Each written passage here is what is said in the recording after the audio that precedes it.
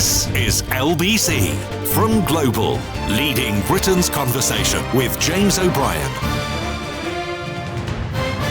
Hello, 3 minutes after 10 is the time. A very good morning indeed to you. Do you get those days, don't you, where you sort of think everything's a little bit backwards? And for two reasons I'm thinking that today. This story is incredible, right? It is absolutely extraordinary that in the space of 14 years, patient satisfaction with the National Health Service, which, listen, to be clear, they only actually started the records in 1983. But I think that's quite significant because that was just before or right at the beginning of Margaret Thatcher's second term. So you've got the heyday of Margaret Thatcher's premiership. You've got all of Tony Blair's. You've got all of Gordon Brown's. You've got all of David Cameron's. This is where it gets a bit hard to remember, isn't it? You've got all of Theresa May's. And then you've got all of Boris Johnson's, and then you've got all of Liz Truss's, and then you've got all of Rishi Sunak's. There you go, all of Rishi Sunak so far. So, you know, you've got a significant number of prime ministers, albeit that some of them weren't in the job for very long, presiding over the NHS.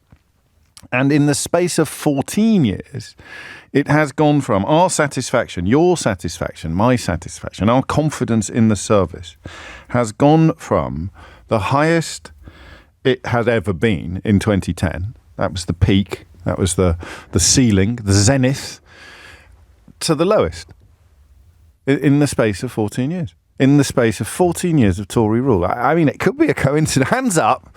Hands up if you think it's a coincidence. What? Really? No one?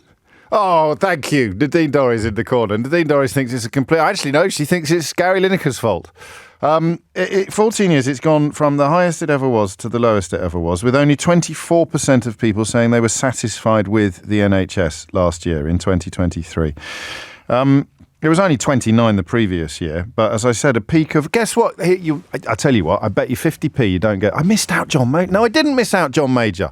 Stop trolling me, Adrian. Seriously. I didn't miss out John Major. I said John Major. Didn't I say John Major? Did I say John Major? Anyway, don't forget John Major. Him as well. What do you think it was in 2010? Go on, have a guess.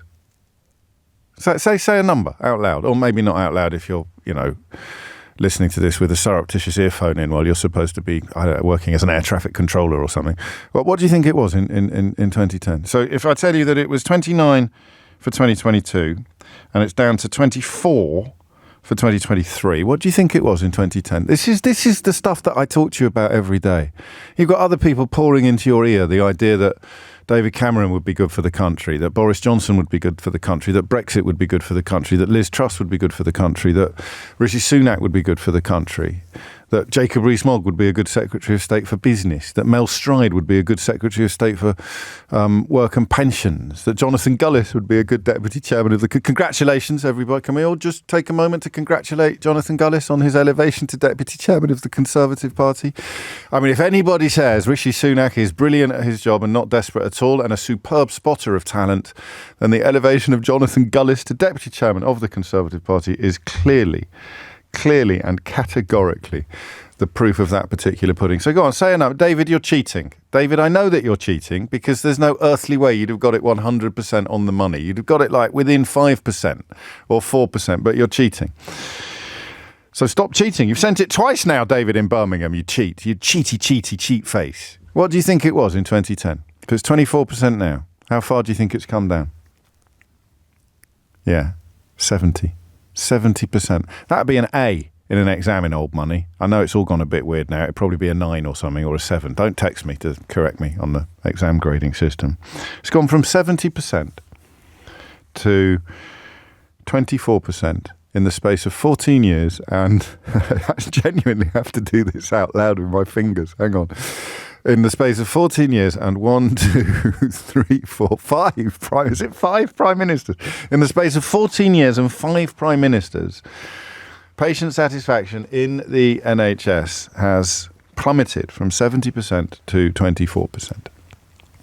And yes, I think I did miss out John Major in my list of all the MPs that had been in charge over that entire period from 1983 to now. But it's the last 5 that matter. Can we take a moment now? Let's have a little think. What have those 5 prime ministers all got in common? Have they got anything in common?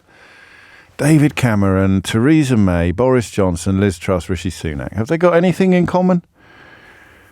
Could possibly be, I don't know, I'm seeing the colour blue. Anyone else seeing the colour blue here?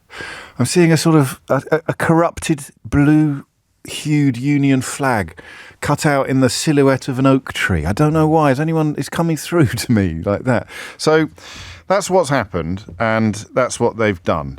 Bizarrely, Conservative voters report a marginally higher level of satisfaction with the NHS than Labour supporters do, but I suspect that is an absolutely splendid example of footballification. I suspect there are people, and thankfully I'm not one of them, and I doubt you are, but I suspect there are people who, if their party is in power, will tell a pollster that they're very happy with the NHS or the state of the railways or with any particular public service, because to say that they were very unhappy with it would be, of course, to have to acknowledge the fact that the people in charge are probably responsible for the decline that they're aware of. I also don't know how reliable it is in an objective or in a scientific fashion, because I look at the personal experiences I have, and I really like my GP, for example. I think they're great. It's sometimes, the non-urgent appointments are a little bit far off in the distance, but they're really good at urgent appointments, and I think we're really lucky. I think there's a postcode lottery when it comes to GPs, but we seem to have hit the jackpot.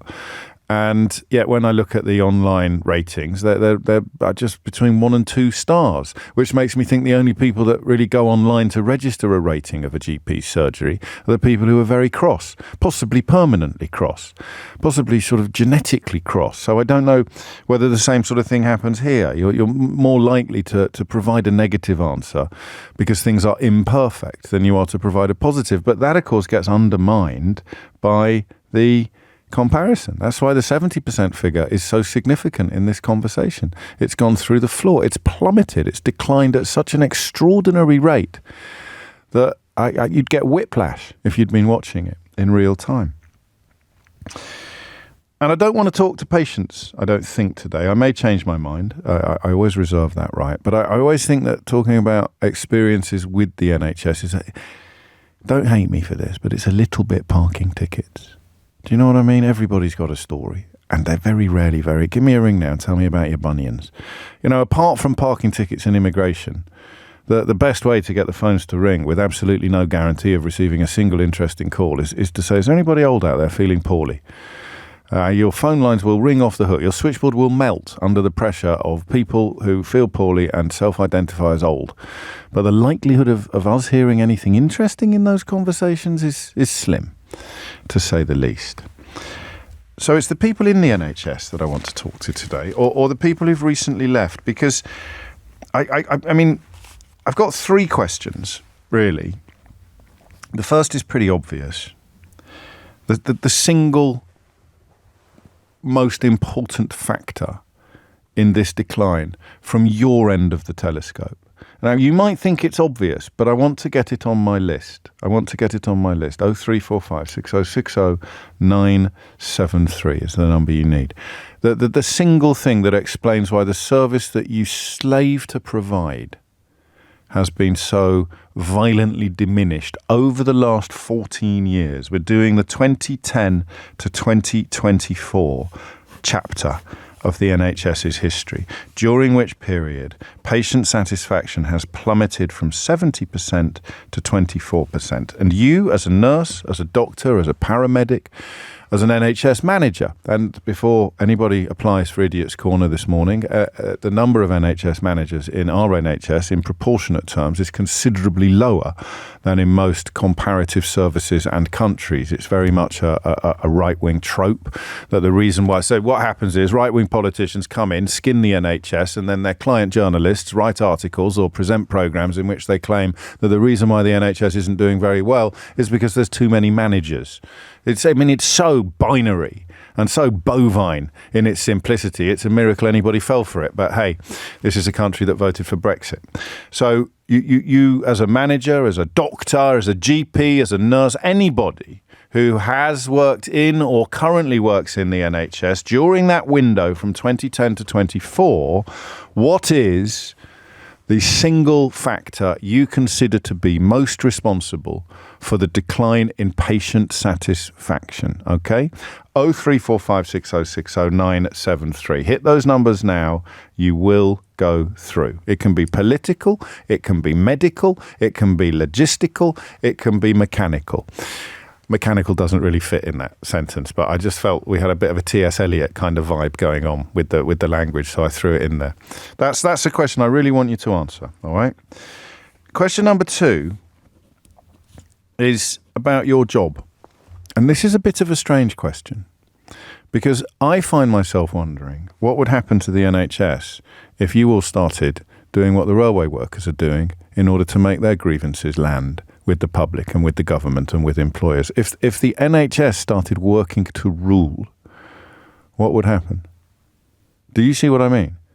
If you only worked your contracted hours, if you took all of your breaks, if you took all of your leave, if you took all of your holidays, if you left at the minute on the dot that you were supposed to leave, you only ever put in a work when the meter was ticking, when you were working, what would happen? And that, I think, is best answered by the question of how much has your job changed between 2010 and 2024.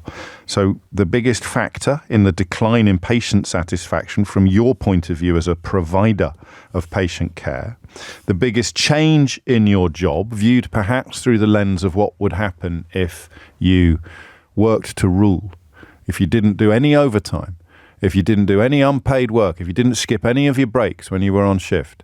Just have a little think and tell me what would actually happen. 0345 6060973.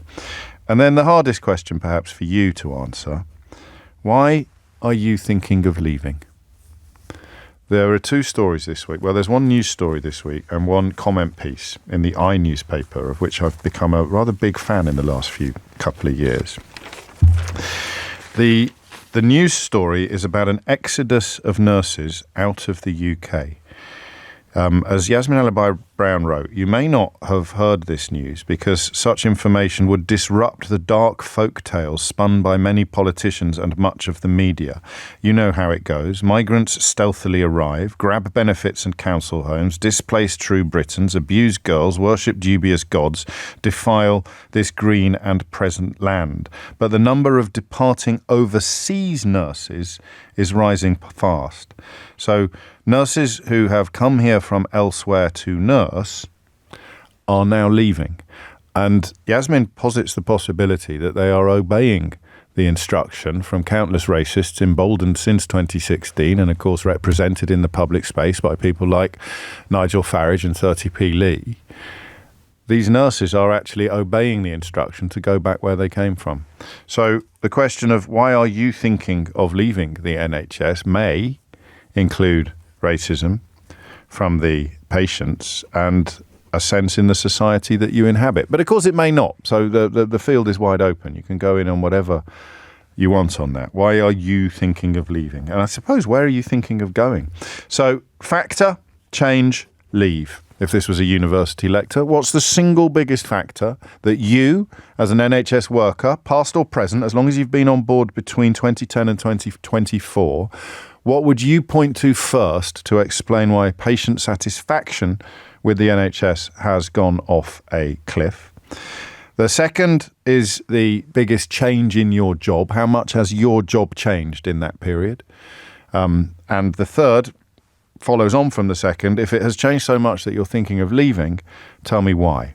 0345 6060 973 is the number you need. Because although patient satisfaction is at an all-time low, I suspect that if somebody polled a little more nuanced on value, respect, reverence even for the NHS, which is imperfect and probably needs to undergo some fairly profound change in the coming years, in the words of Joni Mitchell, you really don't know what you've got till it's gone. Why does it always seem to go that you don't know what you've got till it's gone? And I took some persuading, but looking at that window, that 14-year-long window, looking at those 5 prime ministers, I don't think this has happened by accident anymore. I think this is deliberate. The problem is they're I doubt, competent enough to know exactly what it is they're supposed to be replacing the incredibly popular NHS of 2010 actually with. But let's start with those three questions. Factor, change, leave. It's 10:18. James O'Brien on LBC. James O'Brien on LBC. 22 minutes after 10 is the time. Should we start the games as well? Should we start the games, the little teasers where I tell you things that I think will build a degree of tension in your fevered brain, and then I almost always forget to tell you what the actual payoff is? Should we start? Let's start with a missing headline round, shall we? Should we start with the missing headline round? North Korean television censors Alan Titchmarsh's imperialist what? North Korean television censors Alan Titchmarsh's imperialist what? Answers on a postcard, please. Genuine guesses allowed to, you can WhatsApp, of course, 03456060973, or you can text 84850 with genuine guesses. I don't want David in Birmingham looking it up and pretending that he's guessed correctly again. 23 after 10 is the time. NHS is under the microscope. Nikki is in Halifax. Nikki, which questions would you like to answer, and what would you like to say? Well, I had a light bulb moment then when you just brought up that headline. I was going to guess green fingers. That's a very good guess, but that's something that the NHS would probably be able to address, and B, that is not what Kim Jong-un's regime has got cross about with regard to Alan Titchmarsh. Alan Titchmarsh. So yeah, yeah, or green finger, but let's not go there. So yeah, I've called you in a while back. It was my first time, and it was on a very similar subject about NHS. Now, I've clocked up 30 years service this month, and I started back in the day. Thank you. No, you're very welcome. And I was what we used to call a nursing auxiliary back in the day. Right. So we're now what we call the healthcare assistants who give like the basic nursing care. Now, there's two elements that I kind of feel that has changed significantly. First of all, austerity. I mean, I qualified as a nurse 13 years ago, so this is obviously the period of when the Tories got into power, and I certainly saw a dissatisfaction from as a nurse, because we just feel that we're not able to be there for our patient. I certainly think from the general feeling we get, we want to do what we want to do, but our hands are tied in so many places sometimes. And secondly, role change, the shifting of roles. Now, when I started as a nursing auxiliary, we was doing the absolute basic elements of nursing care. You're washing, you're toileting, you're feeding, absolute basic minimums. We were allowed to check blood pressures. We were allowed to check patients' blood sugar levels using the finger prick. So that had shifted over the years, and now the healthcare assistants have taken on a lot of these roles. But why would this have impacted on patient satisfaction? I think because the patients probably feel that nobody's able to get to them and provide that quality care. It's not about the amount of things you can do for them in relation to giving them a medicine. And this is presumably this is to save money, the things that you're describing, because the people who are on a lower wage are doing more of the stuff that used to be done by the people. But does it endanger patients? I mean, because none of us like change that much, but some change, when we look back, we can't believe we made such a fuss about it in the first place. I wouldn't say in general it does. I guess it.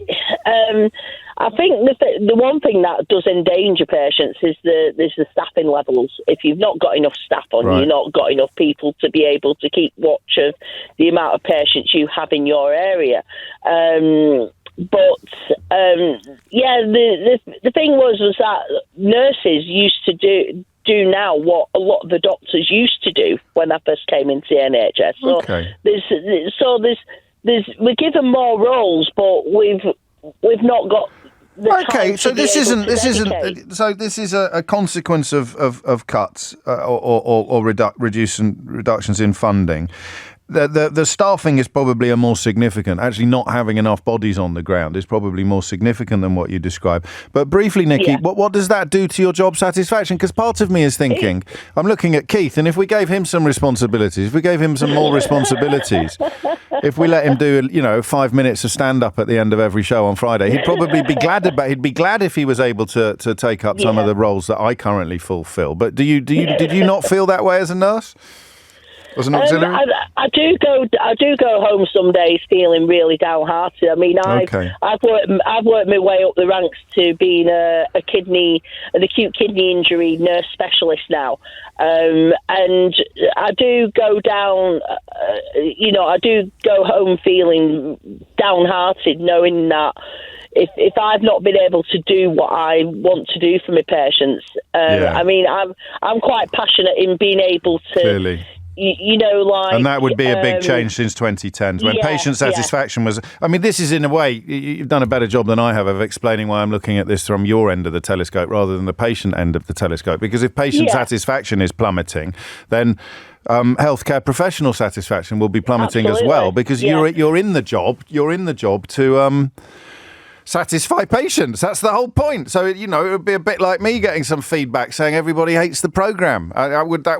However much I thought I'd enjoyed myself that day, I would then find myself feeling a lot less fulfilled at the end of the program than I would have done otherwise. Nikki, thank you. I'm not for a minute suggesting that what I do is anything like as important as you do, and it's a timely moment to remind you that at 12 o'clock today we may be looking at a story about the most meaningless jobs and how many people think they've got a meaningless job. I'm going to change the way I do these things because we've got the WhatsApps now. So many people get in touch so quickly that I'm going to probably do them in short. So Dean suggests Alan Titchmarsh's Punnet of Plums has been censored in North Korea for its imperialist leanings. My favourite answer, but I'm getting too many to keep track of it, my favourite answer was stormtroopers. So this is the missing headline round. North Korean television censors Alan Titchmarsh's imperialist stormtroopers. I quite like that. But lots of you obviously knew the answer already, and you're all cheating. It's his jeans. Do you know why they've banned Alan Titchmarsh's? They've blurred out Alan Titchmarsh's denim jeans on North Korean television. It's not because they're too tight, no. It is because they are symbols of American imperialism. They've been pixelated to obscure the blue denim that he was wearing. Other things that are currently banned in North Korea for being signs or indeed symptoms of the decadent West include mullet haircuts, I don't know if you knew that, and nose piercings. So you live and learn. Sarah is in Battle in East Sussex, and we will talk to her after we get the very latest headlines from Thomas Watts. James O'Brien on LBC. James O'Brien on LBC. It is 10:34. Ben's been in touch. He says, all these messages, James, that you're reading out in real time, you're interacting with your audience. It's a bit like a Twitch streaming now. I have absolutely no idea what you're talking about, but no one can accuse me of not being down with the kids. Back to the NHS and Sarah in Battle. An ex-GP, if I remember. Well, you might be an ex-GI as well, Sarah, but that would have been quite a career. Yes. Hi. Yes, so that's the answer to the third question. I spoke to you a few weeks ago about the fact that I'd left, but I'd had a 20-year career in NHS, and I'd spent 16 of those years being a full-time GP partner. Yes. So I think to understand from a general practice point of view why there is so much dissatisfaction is you have to understand the funding of general practice. And currently, general practice does 90% of the NHS work and receives just over 5% of the budget for NHS. On a daily basis, general practice currently is delivering 1.39 million appointments a day. Good Lord. And to put that into context, A&E is delivering 2 million appointments a month. And so, how much has that changed in the window that we're looking through this morning? So roughly, I mean, you may not have the exact increase in general practice productivity is an increase in about 19% since the pandemic. Everywhere else in the NHS is static in their delivery of their services. General practice is the only one that part of the NHS that has increased So its productivity. this is the worst of all possible worlds. So if I am responding to this survey by saying I'm dissatisfied with the NHS, it is because I'm not seeing my GP as quickly or as regularly or as satisfactorily as I would like to, but the GP that I'm not seeing is actually working harder than ever before. Exactly. So before the pandemic, we were seeing patients used to see their GP on average about 2 to 3 times a year. So now it is on average 7 times a year. You have to understand our funding. We only get funded £165 per patient per year. Right. So that's incredible value for money. I see some right-wingers are going after the licence fee again today, which is also incredibly good value for money, but arguably your GP provision is even better. So GPs, there are 2,000 fewer GPs than 2015. The population has increased by 6 million. We're probably short of about 6,000, 7,000 GPs in this country.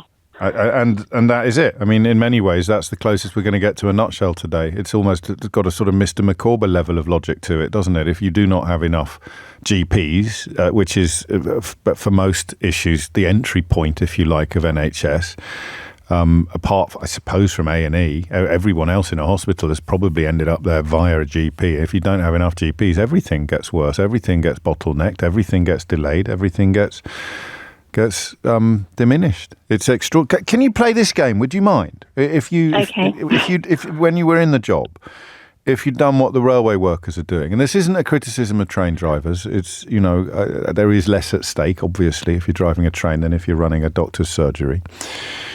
What would happen if everybody in your old job suddenly started working to rule? Like literally only did work when the meter was running, only took all their breaks. It would probably be more pertinent in a hospital, but I'm still interested to know what it would be like in a GP's practice. No, in general practice, I was working 12 to 14 hours a day, every day, and barely went to the toilet once. Because the intensity of which we are working, there's sort of an iceberg infographic that people only think that GPs just have 2 sessions, morning and afternoon, seeing patients, and that's all we do. There is 101 other things that goes on in general practice that means that we do not stop doing what we're doing. So, and I would be only funded. My pay would only cover about 40 hours of my pay a week, and I was at, to keep things running, you have to do those 15, 20 hours each week extra, and all of us. So you're doing 60 to 70 hours and being paid for 40, as it were? Yeah. So I wonder how many other people are doing that in an average week. It's extraordinary. I would say most GPs are. I mean, the quote, part-time GPs that everyone keeps having a go at, they're actually doing probably 35, 40 hours a week, just as the part-time, because this is the level of work that we're having to carry. So everything would come to a standstill. I mean, what you have to understand is also an awful lot of what used to be done by secondary care, so in the hospitals, has now been passed into general practice. We are managing far more complex patients than we used to. The job has changed considerably into the things that we have to manage now. The funding has not flowed with it.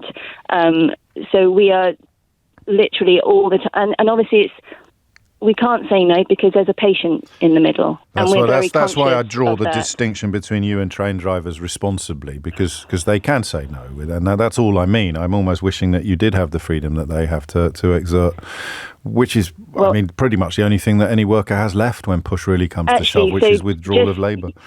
You have to understand how GP partners work. Why we are not striking fundamentally is because we are independent contractors with unlimited liability. So we would be breaking our contract if we went to strike. And obviously our salary GPs can't strike because they're employees. We are the employers, GP partners, the employers of the salary GPs, so they'd be striking against us. It's very complicated in general practice. It's not that complicated. It's a mixture of goodwill and contract law that keeps the GP service afloat, even as it's in danger almost daily of buckling under the weight. Don't laugh at my next question. I promise it's my last one. Did anything in the course of your career in the NHS, did anything get better, particularly after 2010? No. Okay. It's not ideal, is it? No. Sarah, thank you. And then thank you for I was going to say thank you for your service, but that sounds like an American talking to a member of the military, but maybe that's not such a bad thing after all. I did begin by describing her as a GI. Sarah, thank you. I've mentioned how much fun we're having with WhatsApp, and this, I haven't got the hang of it yet because it moves too quickly for me to keep up with, but when we do a sort of hook and tease or whatever you call them, a missing headline round, I'm going to do it in the moment from now on, not build up the tension, because then I can see all the things coming in. But of course, it's not always funny. It's not always silly, the interaction element of the programme. Sometimes a message will appear on my screen that stops me absolutely in my tracks and shakes me a little bit, I'm not going to lie to you. And this is one of them from Chris Milligan, who's written, "If only my wife had been able to work to rule, James.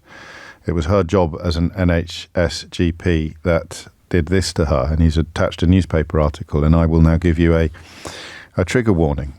And warn you that what follows is as bad as it gets. She disappeared from her surgery and took her own life in July of 2022. And with apologies for the provenance, Chris shares a link to the Daily Mail telling the story of his late wife, Gail, Dr. Gail Milligan, who, and as the Samaritans will tell you, and 116123 is the number you need for the Samaritans, such issues, such tragedies are never caused by one single factor, and it is unhelpful to suggest that they are, but the description of how much her job had changed, particularly during the pandemic, and her family's conviction that this was a crucial factor, an absolutely key factor in her decline. The unbearable pressure of her job finally got to her, is how Christopher put it on a Facebook message that later went viral. And Chris is obviously listening today from a slightly more profound perspective than the rest of us are. So my love to you and your family, mate. I'm so sorry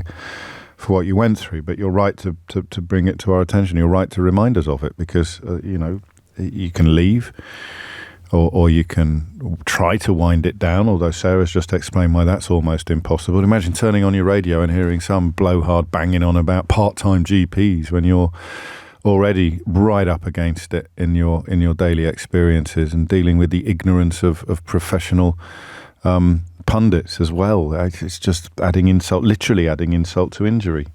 But on we go. Thank you. It is 10:43. Leah is in Godalming. Leah, what made you pick up the phone? Hello. I'm so sorry. This is the first time I'm calling you, so I'm a little bit nervous. Me. So bear with me. I will. So the reason why I called is essentially I am an NHS doctor, and I've been working for the NHS for the last 12 years. Okay. And I think the dissatisfaction from patients is valid, but then at the same time, as a physician, I can't change that. I can't help it. It is something that should come, way above me to change the system. Yes. What I mean by that is, for instance, in terms of, I have been on nights for the last few days, working 13, 14 hours on call. It's me and two other colleagues, and we have about 30 to 40 patients to be seen overnight. So that is practically impossible for us to see all those patients within the 4 hours allocated. Some of them had to wait 8 hours, 10 hours, 12 hours. And obviously those patients would take it out on me and my colleagues, as if I'm not working hard enough. Tell me how would that manifest itself, that taking it out on you and your colleagues? So they will come, they will scream at us, they will shout at us, they throw profanities, sometimes they are physical.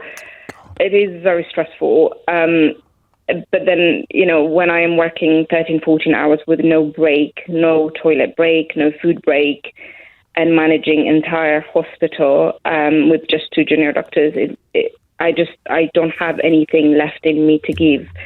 On top of that, radiology department might not work, IT system might fail, people may fall in sick, so we are working bare bones, and so it is difficult to give more. Yeah. And and then you come home late, you had to do additional 2-3 hours after your shift is ended because you've been overwhelmed during the night, you feel anxious about missing important stuff about patients, then you go through your patients, make sure that everything is done. So all those times are your time. Then you go home exhausted, especially if you have children and family, which I have. makes it very difficult. My kids don't see me. My kids always say, "Mummy, you're not here," and it's difficult. And on top of that, when we strike, and I hear on the news or on the media saying, "Oh, those doctors are being greedy." Actually, I am not being greedy. Not on this show, you don't.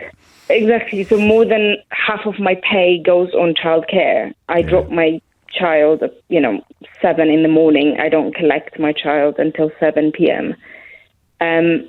Simply because even if on my normal non-on-call shift I'm meant to finish at 5, I don't finish at 5. I finish at 6, sometimes 7, simply because there are stuff to do, results to be looked at, letters to be written, and patients complain about letters not being sent on time. It's on and on and on and on. It's never ending. You've described it incredibly well. I feel a bit crass asking you this, but what's out of all the things you've just listed, if I gave you magic powers to change one of them, only one of them, what would you change? I think what I would change is probably the system in terms of how the NHS is funded and run. And I think doctors should be managing the trusts rather than managers who have zero clinical experience, because even when we talk about bank staff or locum staff, yes, I think the managers, the system is poor.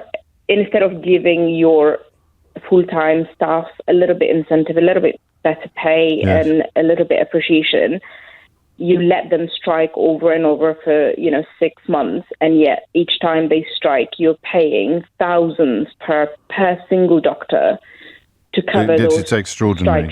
Yes, so that's the political, if you like. What about the personal? Exactly. What about in your daily experience? If you could change one thing in the list of things that you've just not seeing your children being abused by patients, right? Not having time to breathe. What paperwork? What I think single one thing? As a person, I think a little bit of understanding and appreciation for my hard work, either from patients or from managers, would make a huge difference, because all of us, especially the ones who've left in the NHS, I had two more best friends through med school and early years. 2 of them are now in Australia. I'm the only one left here.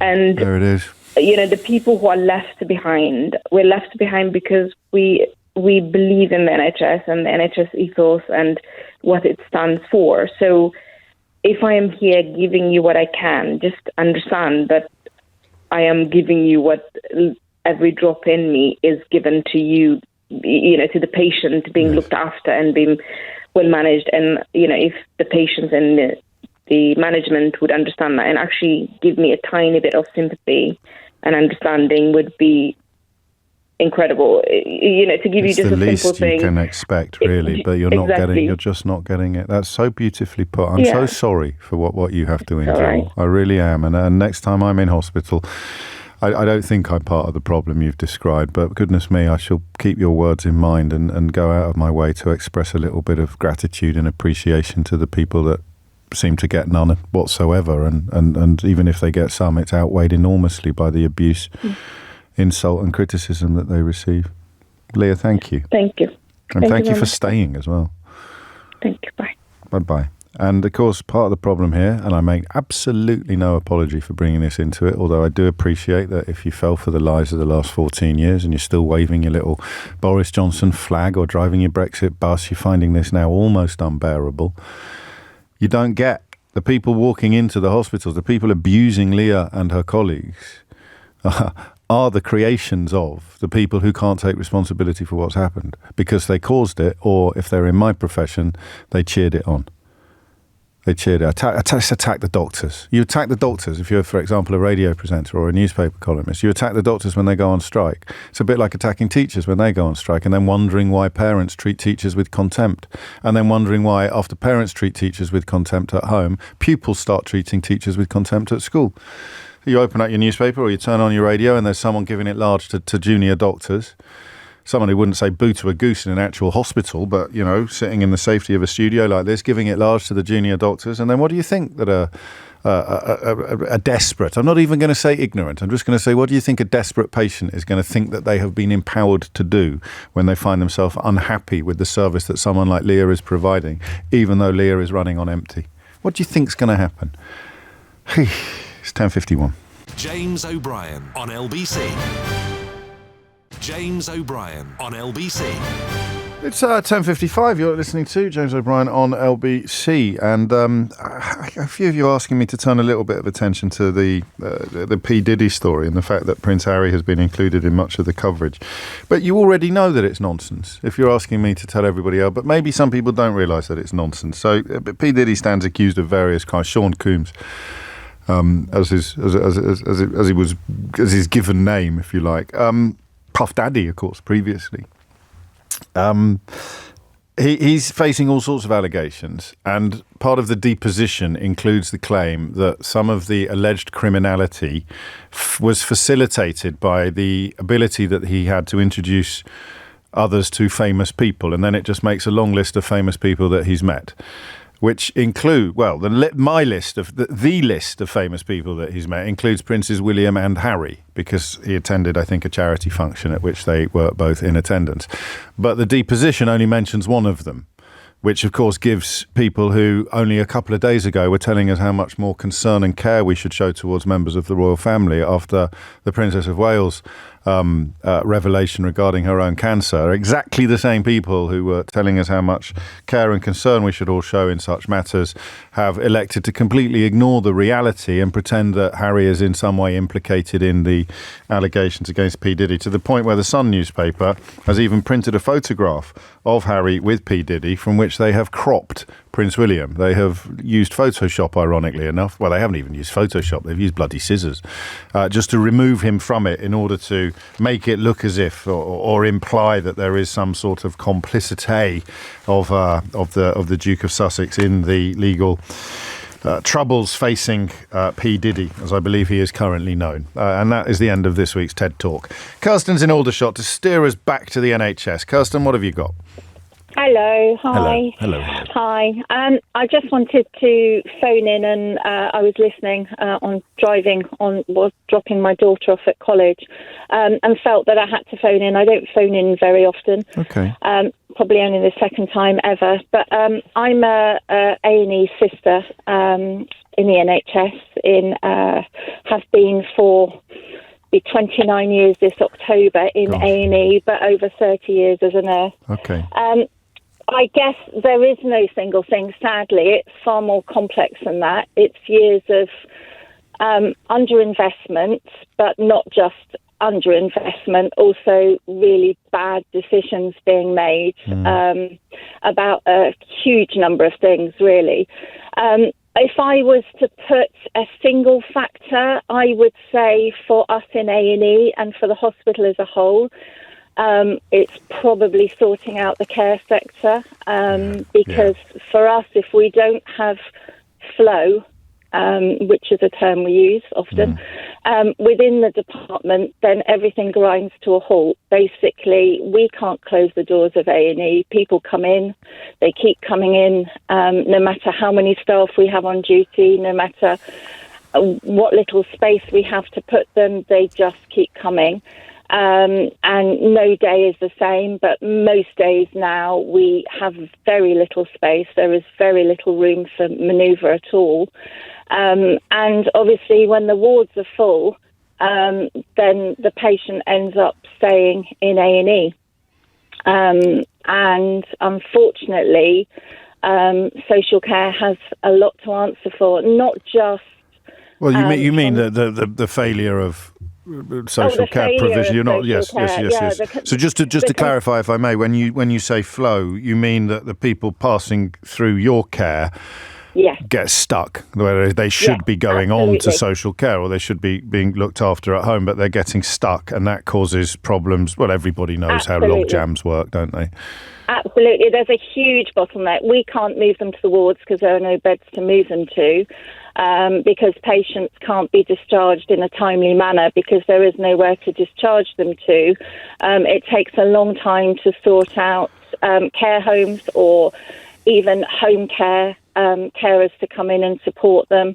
It's also keeping them out of hospital in the first place. Yes. There are a number of initiatives going on around various hospitals and trusts around the country to actually keep patients out, hospital at home, cohesive care centres specifically set up for the elderly, like a one-stop shop, if you like, yes. Which has OT, physio, social workers, a pharmacist, everybody there to see the patient who has complex health needs to keep them out of hospital. And they provide a huge service. We need more of them. It's bizarre. We're going to run out of time, but and you didn't ring in to be political, but I keep hearing calls for lower taxes and a smaller state, and everyone I speak to who's in charge of looking after British people tells me that we need more, not less. We do need more, but I have to say it isn't just Britain. I mean, unfortunately, a lot of countries are facing similar challenges. They just choose to blame it on Britain and blame it on the NHS. Yeah. The reality is that the private sector isn't doing much better in a lot of these countries. There are nurses in numerous countries around the world who are striking. Australia, France, Italy.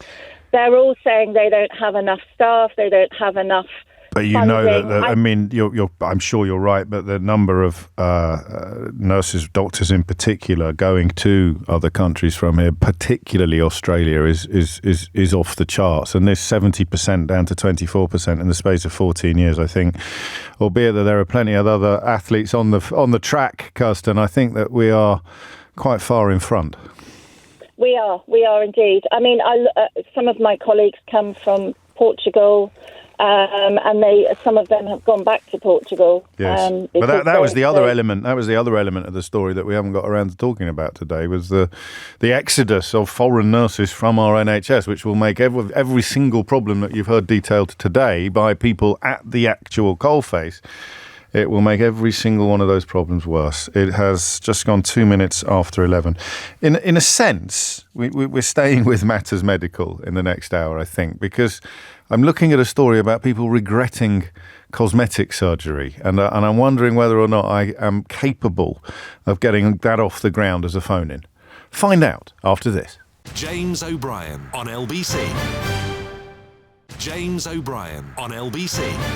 6 minutes after 11 is the time you are listening to James O'Brien on LBC, where we turn our attention next. And would you believe, and you probably wouldn't believe this, but it is not the first time that we have ever had a conversation inspired by the former glamour model Katie Price, of course, previously known as Jordan. She's been on a podcast, one of my favourite podcasts actually, called How to Fail with Elizabeth Day.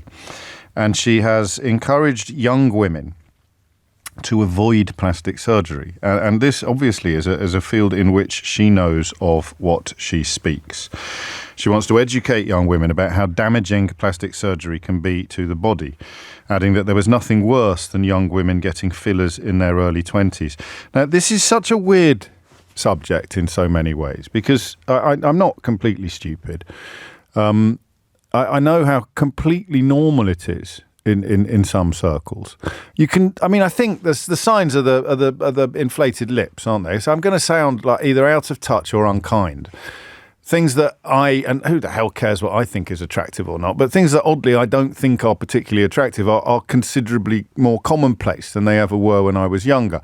Botox is a little bit harder to spot, I think. You know, you see occasionally a woman on television, or a man, let's be absolutely clear about that, on television, who appears unable to do expressions, is the only way I can think of describing it. I mean, you would be hard pushed to know whether they were in a good mood or about to throttle you, such is the static nature of their face, of their skin. And so that is Botox. Botox sort of paralyzes muscles, and it means that you don't have wrinkles. It just smooths everything out, but it also means that you can't move. You're probably thinking of people now that you've seen on television, and if you're even more unfamiliar with this world than I am, you are currently thinking, oh, that's what it is.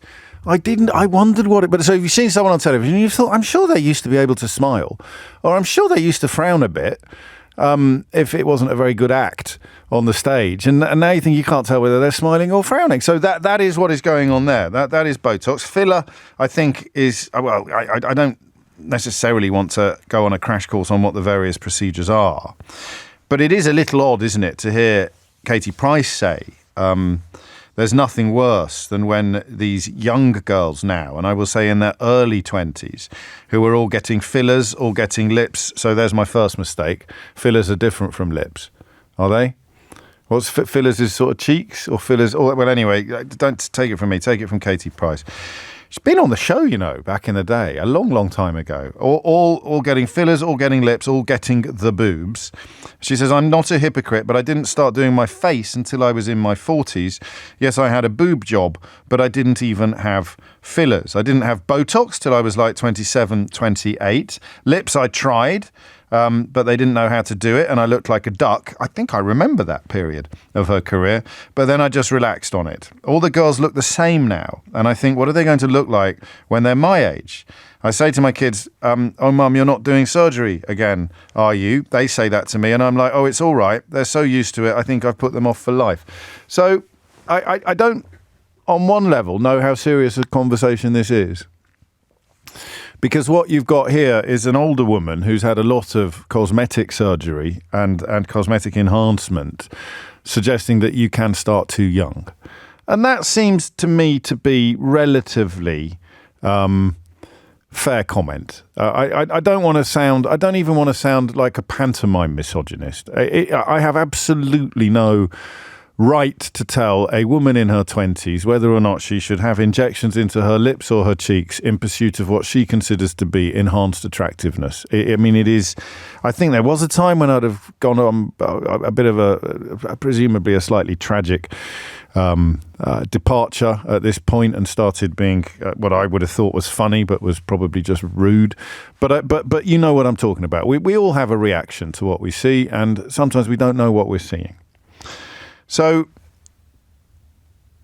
it's an entirely autonomous area for me, this. But it's not for her. It's not for Katie Price, because anything that becomes very popular very quickly, is something that we need to keep an eye on. Just as a society, just as caring civilians, something that we need to keep an eye on. Anything that becomes very popular very quickly. And when somebody like Katie Price, who is almost a synonym, I think, for plastic surgery, when she warns against it, then I think we should probably pay a little bit of attention. And that's what we're going to do now. So you know what the most obvious question is? The most obvious question is, have you had plastic surgery, cosmetic surgery, whatever the correct phrase is, because I don't know if an injection counts as surgery. I don't know. But have you ever had an enhancement that you regret? And I'd really like to know why you regretted it, particularly if it went according to plan. If something went wrong, I can see why you would have regretted it. But if everything went perfectly, or at least everything went in exactly the way it was supposed to go, and you still wish you'd never done it, then I would like to talk to you. 0345 6060 973. I'm also interested in not wanting someone you love to do it. So I think it's more likely to be children, but it might be partners. You have a partner who is desperate to have, and the list that Katie Price provides is breast augmentation and fillers and lips, numerous cosmetic procedures, and you don't want the person that you love to have it. 0345 6060 973. I'd like you to tell me why not. Hopefully something a little bit beyond the, I just think you're beautiful as you are. Something a little bit beyond it. I really hope you'll meet me halfway on this one and we can have a really interesting conversation, because what I don't want to do is, oh, they all look ridiculous. And we could do that, but who does that help? Who does that help, really? If we just have a conversation about how silly or unattractive some people find these procedures. The point is this: some people regret it, and some people wish that younger people wouldn't do it, or some people wish that their own partners wouldn't do it. So that's really what I want you to address now. So have you had a procedure? that you regretted? It's a really simple question. And it could be for any reason at all.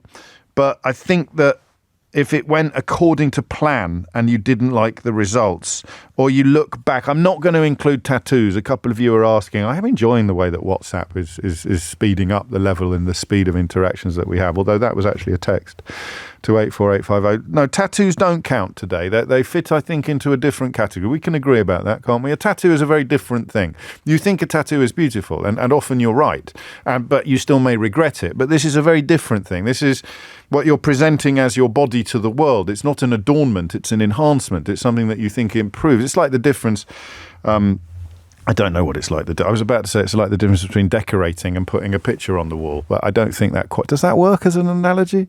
It's the difference between decorating the room and putting a picture on the wall. The difference between cosmetic surgery, having an extension done, and putting, or doing the Banksy thing with the green paint. No, stop it.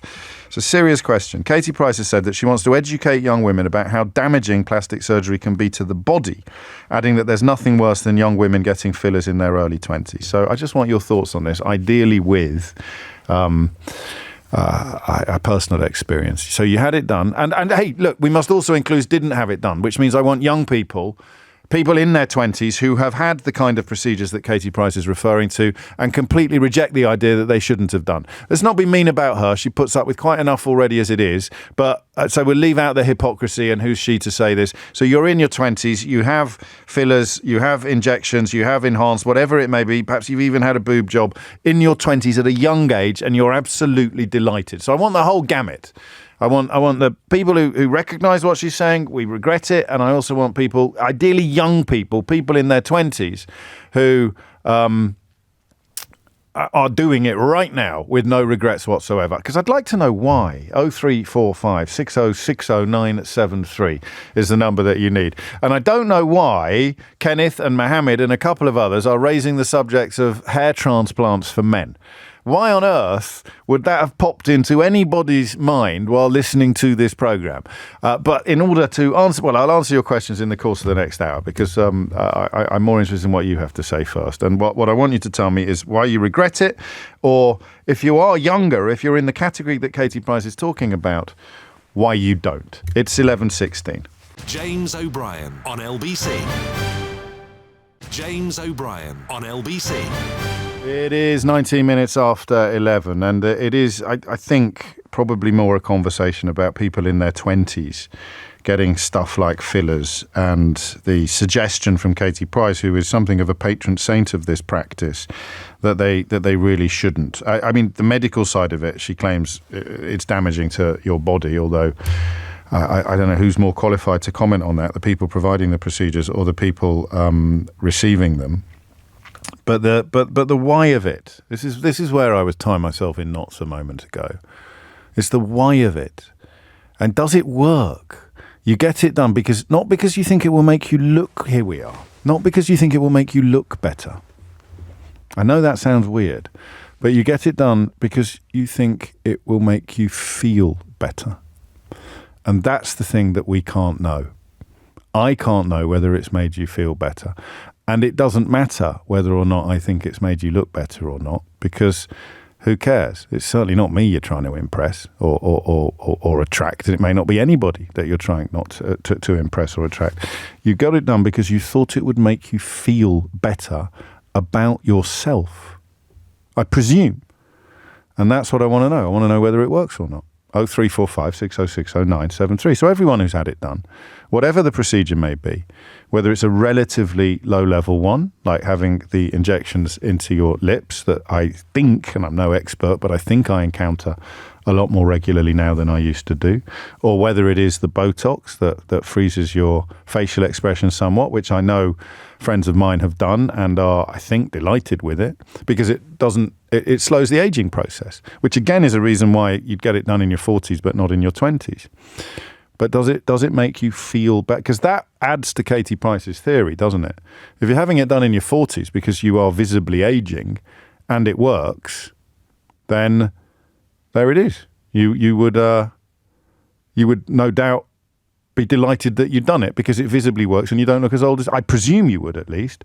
Or if you're having it done in your 20s, what are you having it done for? So that's what I want you to answer. 0345 6060 973. The producer who's in her 20s increasingly encountering people of her generation who are getting Botox, which doesn't make sense to me in my 50s because you don't really start aging until you're in your mid-30s. If you're lucky, give or take. So that's what I want to know. You do it to make yourself feel better. Did it work? Hit the numbers now. You will get through. Valerie's in Southwark. Valerie, what made you pick up the phone? Oh, hi. Hello. Yes. I heard the tail end of what you were just saying because I was on hold on my phone. First time caller, be nice. Of course I will. I think this is one of those subjects where I have to be, isn't it, really? Yeah, absolutely. And I had breast implants put in after I had my child because my body changed. And I did think at the time it was to make myself look a different way, look better. But you're quite right. I thought it was going to make me feel better, which it didn't, because the way we feel better ourselves is an inside job mentally, not physically. Well, yes and no. I mean, I'm not going to argue with you about your own personal experience. But, I mean, in terms of being healthy and fit, when we catch ourselves looking better than we did before we started exercising or before we started eating a bit more healthily, it's a satisfying moment to catch ourselves looking better, isn't it? Well, I have to say from the get-go, and this isn't really explained, yes, when you go for surgery, is that I have many women I know have had surgery done. You never end up having just one pair of implants and then everything is okay. Right. I had problems in my first set of implants, right? Okay. And I'd probably, to be fair, if the surgeon had explained all this to me, I probably wouldn't have listened, because when you make a decision to do something like that, yes, you've made the decision. And I very unfortunately got breast cancer 8 years ago with having my implants in, right, which caused me a huge amount of problem while I was having my treatment for breast cancer. So again, it just wasn't worth it. And then last year, I had continued problems because one of my left breasts had encapsulated from the radiotherapy, which I then had to go back into hospital and have the implants removed. And what has happened since in the last year, the problem still hasn't resolved itself. And it is, and I have to be honest with myself, is because I made that decision all that time ago to have implants put in. And that's made everything worse. When I worse. had my implants taken out last year, yeah, I asked the surgeon, I want to take them home with me. I have a 25-year-old daughter. Not that she wanted at the time. She was considering it. Really? But I wanted to show her the way they come out the body, how disgusting it is. How do you mean? And one of them had split. They looked like goo. I mean, it was revolting. It was absolutely revolting when I saw them in a plastic bag, and I thought that was the decision I made because I thought that would make me feel better. Why did you think it would make you feel better? Because I was at the time too concerned about how I look. I work in the health and wellness business, so I'm in training clothes all the time. Yeah. So when I saw my body, and also, I thought maybe my partner, who I was with at the time, wouldn't find me attractive anymore. Right. Because my body had changed. And I'm telling you, a lot of women who have children have these insecurities. Of course. Did you ask your partner? You have a child. What was your partner's attitude when you told them that you were planning it? Well, he agreed to it because he said, if that's going to make you feel better. Right. Because there was nothing that he said that would make me feel better at the time. Oh. I think we need to consider the health consequences. Well, that's what what Katie Price is talking about. Exactly. I don't think her experiences has been quite as traumatic as yours, but the bottom line is that you're putting something into your body, something quite significant into your body that isn't really supposed to be there, aren't you? Absolutely. And 1 in 3 women who have implants put in, their body rejects them. Now, that's something that you're not told. I heard that. Yeah, it is. Was there no moment? Also, you have a much higher risk of getting breast cancer. In the last again, 3 years, I'm not qualified to. I mean, neither of us are oncologists, but and we'll double check on some of the research. But I'm more interested in your very personal experience. Was there no moment of satisfaction? Did you think you'd done it, made a mistake pretty much from the minute that you came around from the anaesthetic, or the minute that the bandages were taken off?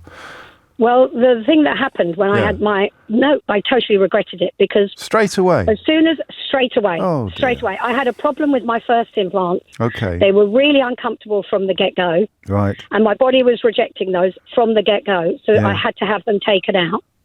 And then by this point, I'd split up with this person, my partner. Lord, yeah. So I was even feeling worse about myself. Of course. And thought, what man is going to fancy me if my breasts look like this? You know, so my self-esteem was going lower and lower and lower. And again, I should have put myself in therapy, not in the hands of another plastic surgeon. That's what I should have done. Yes. And that was, but we make mistakes. We do. We all make mistakes, but these are some of them are easier to reverse than others. Absolutely. Can I ask, if your 25-year-old daughter told you that she wanted fillers or wanted her lips doing, would you be cool with that? No, absolutely not. Really? No. I want her, because I have since done a lot of work on myself. Yes. I have put myself through therapy. Right. I've gone through the issues that made me feel like that I thought that fixing myself on the outside, and very sadly, I believe that, and I'm for Katie Price, who consistently has more and more surgery. Yes. Right. She's deeply unhappy. There's stuff there that she needs to be dealing with a psychotherapist, not just in more and more and more surgery, thinking that this is going to make her feel better. It's clearly not. It's not working. And it actually doesn't work. As I said, well, some people listening to this will disagree with you, won't they? Some people will be pleased with what they've done. Of course.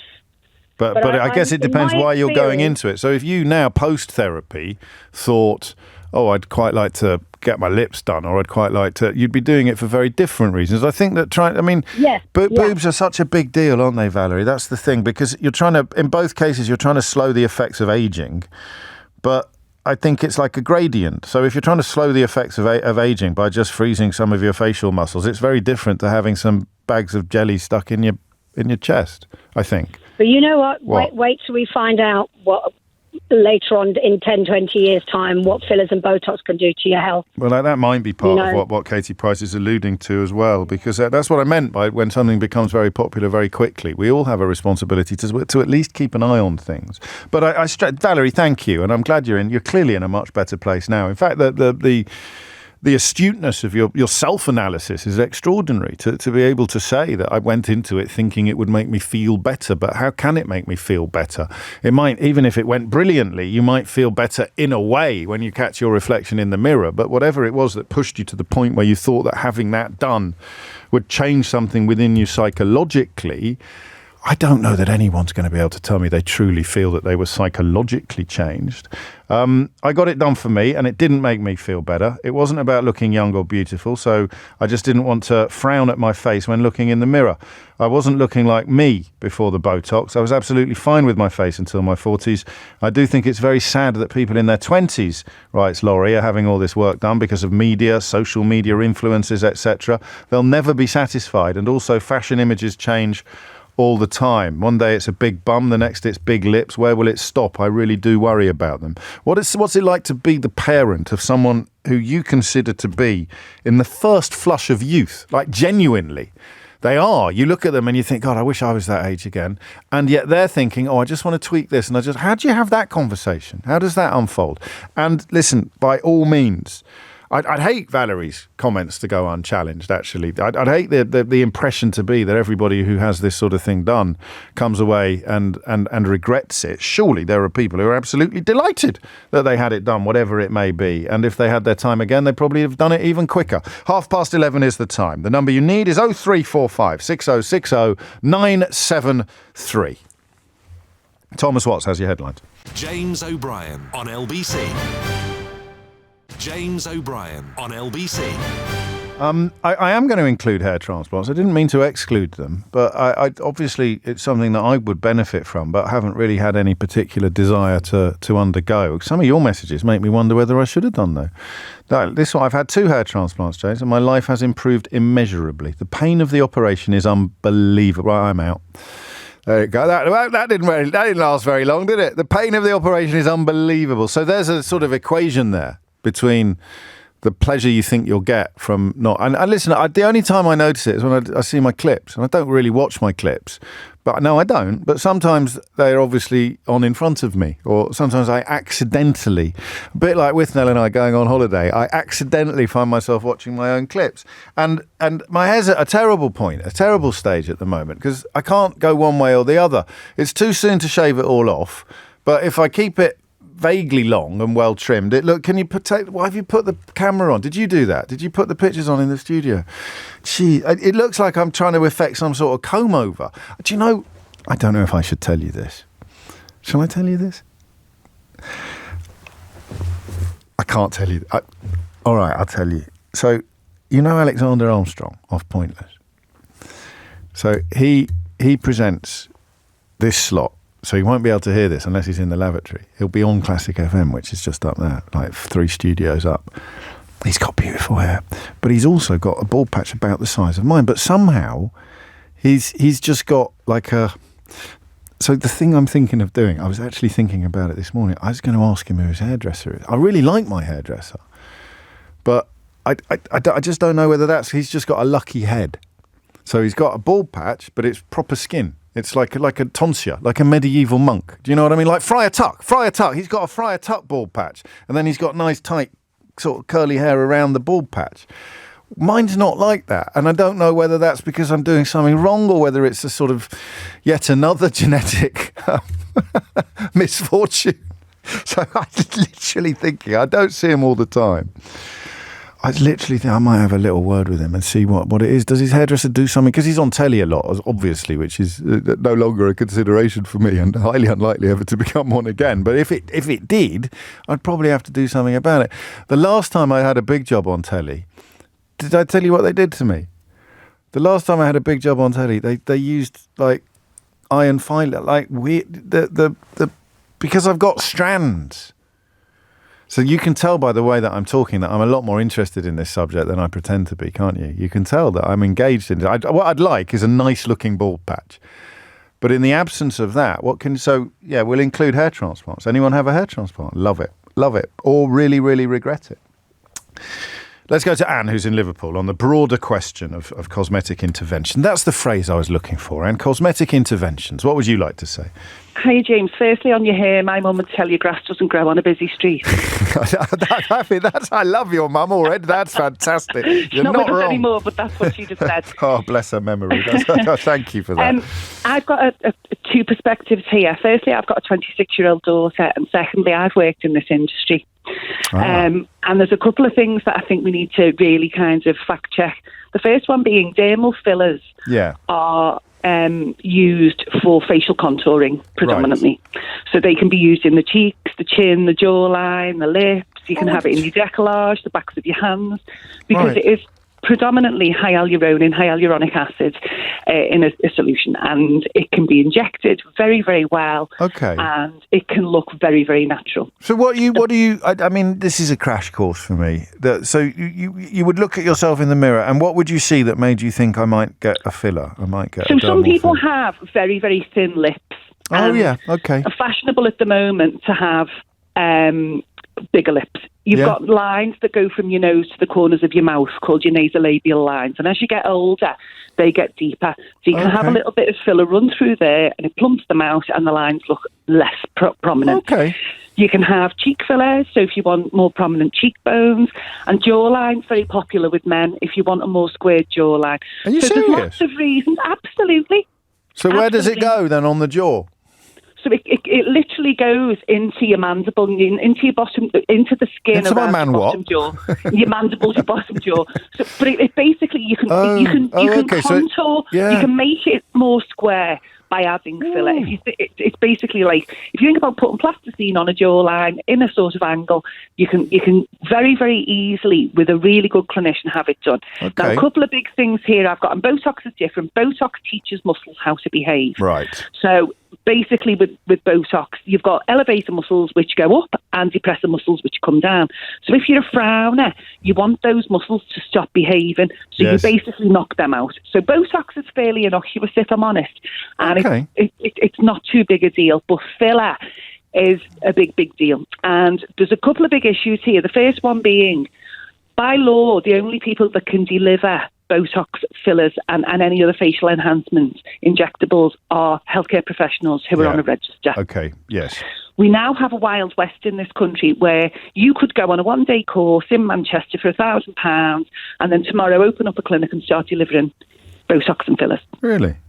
Absolutely. Okay. Because the only thing that's going to happen to you if you get caught is you're going to get a slap on the wrist, and so be careful. You're going to get a bit of a fine. Be very, very careful. And also, I guess from our purposes today, don't let stories born of the dysregulation you describe put you off the whole practice. Absolutely. So choose your injector really, really carefully. Okay. Do your background on whoever you're going to have it done, and think really long and hard. But also the product. You know, there's a couple of big companies out there that do fantastic products, but you could also go on eBay and buy dermal filler, believe it or not. Good and it's Lord. Outrageous, James, exactly. The second thing I want to say, I've got a 26-year-old daughter. Yeah. Who is absolutely breathtakingly stunned. She's absolutely beautiful. And yet I've never heard a mum say that about her own daughter before. Oh my God, she's gorgeous. But she finds fault with her face constantly. Really? And part of this is to do with social media and filters. And these kids have grown up with an unrealistic expectation of what they think they should look like. So these filters blur out the lines, they plump up your lips. And but at 25, there aren't any lines. Well, but again, James, 26. They spend an awful lot of time on their phone, taking selfies in the mirror, and she'll say to me, Mum, I think I'm getting a bit of a crease here. Now, needless to say, at that age, all I encourage is really good skincare. You know, you make sure you're getting your vitamins in, you put sunscreen on. But it is a real big cultural shift, because these girls, and it's the same. So I'm with behind the curve. I'm hugely behind the curve. Your girls are younger, aren't they? They are, but they're not even. To get a grip. Maybe, and maybe they'll swerve it. You just don't know, do you? Just cross your fingers. But I do recognise what you describe when you talk about the pouting for selfies and the constant. I mean, you see it everywhere, don't you? People taking pictures of themselves and pulling quite odd faces, but all quite similar faces. And it's these influences, and you know, I think the other thing is, when I was a clinician, when I was delivering these things, I would say now, if somebody came into me and I could tell they'd had filler in, say, the last 3 months, because the other thing that these people do is they go clinic to clinic to clinic because they want more filler, and this is another thing. They get maybe a mil in their lips and they love it, and they think, well, I could just go a little bit more, so they want another mil. It's not natural. There's a ratio called the golden ratio, is how your lips are supposed to look. Yes, I'm familiar with that. Your top lip. I've seen that. And you know, it is just, unfortunately, a cultural shift. So are you trying to talk your daughter out of it, or has she hasn't had anything? No, but do you have to talk? Do you have to tell it? Would she, if she had a different mum? Do you think she would have done? Are you? I think she's very self-critical, and I think this is another thing that this generation of young women, think they look nice.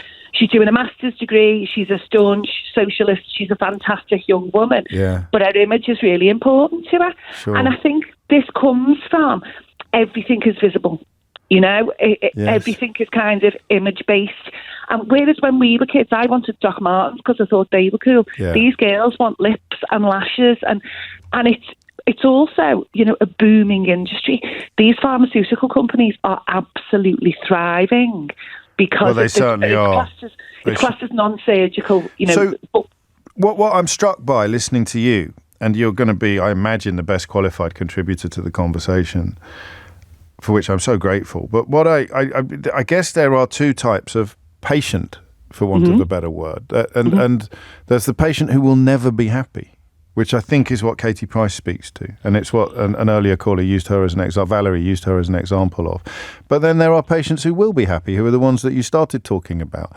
And that is going to have something to do with age. Because if you're doing this at 25, 26, I suspect you're much, much more likely to be in the never going to be happy with the results category, because you'll just find something else to be unhappy with. But if you're doing it at 45, 46, or even, I don't know, off the top of my head, 52, and you're doing it almost to stop, to pause time or to turn back time rather than to pursue perfection, you're more likely to be happy. Does that make sense? Yeah, I think the big thing for someone like me, I'm 50. I was 50 last summer. You're right, James. I don't look it. I was 50 last summer. Good genes, isn't it, Anne? For someone like me, I would want to look well. Yes. I don't want someone to say, "Where did you get your lips done?" I want someone to say, "You look really well." And that's the difference. I think a tweak, a little bit of something to maybe enhance is a really good thing. And I think the other side of it, it's every individual's choice. Well, I am trying really hard to stress that. But it's not, is it? Because you and I would try and talk our 20-something daughters out of it. We both would, wouldn't we? Yeah. But I also think the other side of this is you then get into the realms of things like body dysmorphia. Yeah, of course. And that's frightening. And this is why I think there needs to be far more regulation. Clearly. I'm a big fan of regulation. I'm the anti-Rees-Mogg when it comes to regulation. Regulation needs to be a synonym for protection, public protection. Red tape protects the public. People who don't want regulation want less protections of the public. I hate to cite this because it's such a grisly totem, but when you have insufficient regulation, things like Grenfell Tower happen, and that can happen on a personal level as well as a public level. Anne, what an amazing call. Thank you so much. And you've introduced me to all three female generations of your family there. Your late mother, you, and your daughter as well. She was the best. Well, clearly. What a treat. Thank you. It's 11:46. James O'Brien on LBC. James O'Brien on LBC. It's 11:51. A lot of love for Anne coming in. Pete puts it best in Newcastle. He says, combine scouse humour with high levels of expertise and you get the best caller I've probably heard for a very long time, James. Grass doesn't grow on busy roads. Genius. I'm having that. In fact, I've changed my mind now. I'm no longer thinking about having a hair transplant. I won't get my jaw done. Do you think that would cause unbelievable pain as well? And just to be absolutely clear, this is from Leanna. I'm not now speaking from my own personal experience. Leanna writes, I'm so grateful for my nose and boob job. I've had filler and Botox as well. I've kept it natural looking. And I feel it's really important to me not to disclose to anyone the work I've had done. It's mine and it's private, and it's made me feel infinitely more confident in my attractiveness. I'm so glad you were listening today. I needed that perspective.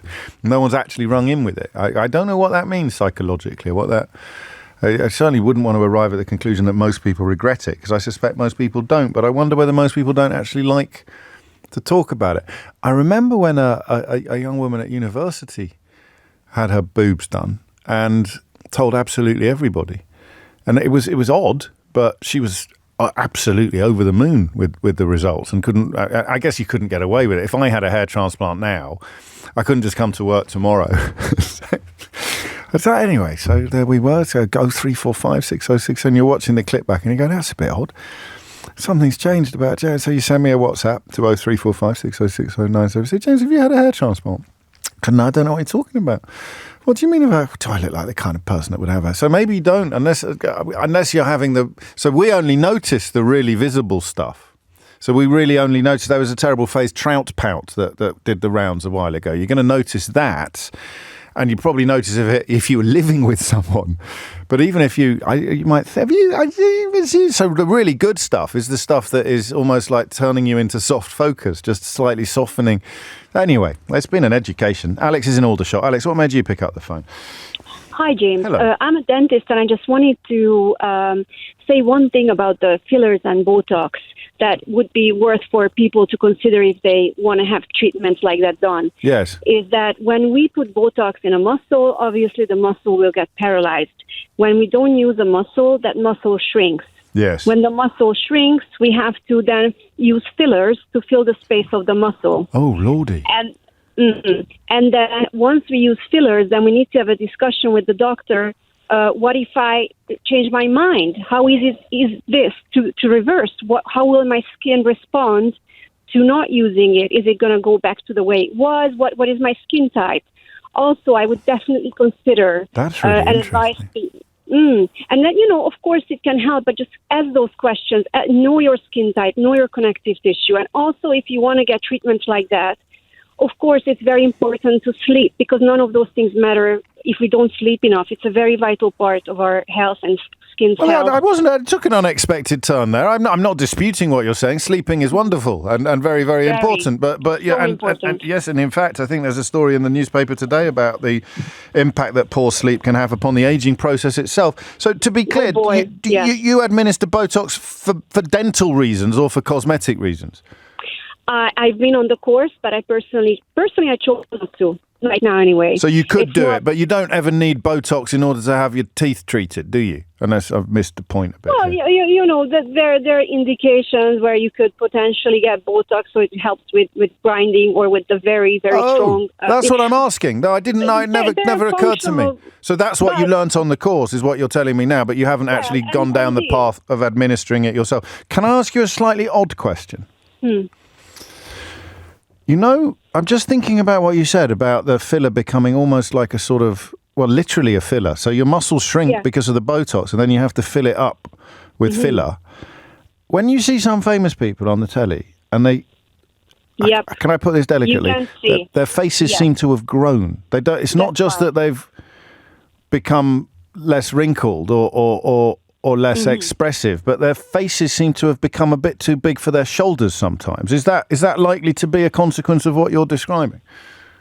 I think so. I mean, honestly, I would know more about this if I was a practitioner doing this kind of thing. Of course. But based on my understanding and my professional but limited with my limited experience, I say yes, it can lead to such things. We may look different, we may not have wrinkles, but we will look different. And you know what? Certain facial features, I think, respond to these kind of things better, and certain connective tissues. For me personally, and I'm a mom. I mean, in theory, it'd be great. But I choose not to. I barely recognize myself on pictures. I don't want pictures right now. But I personally, and we are all different, I don't want it. Yes. But it's just ask those questions. What if I change my mind? What if I want to do this treatment for decades? What should I expect? Well, I don't think... I'm glad you were listening today, and that's a really helpful contribution, because I think that we've managed to conduct this entire conversation in a way that doesn't, I hope, sound judgmental. I'm sorry to interrupt. What? Sugar as a dentist also, but sugar attacks our connective tissue. So also important to quit all, So the less sugar you eat, the tighter your skin will remain? Well, look, if the less sugar you eat, the healthier you are. The better you are anyway. I've just got one of those apps that tells you put the barcode on the app, Alex, and it tells you where all the sugar... What do you think's got more sugar in it, a date or a fig? Oh, gosh.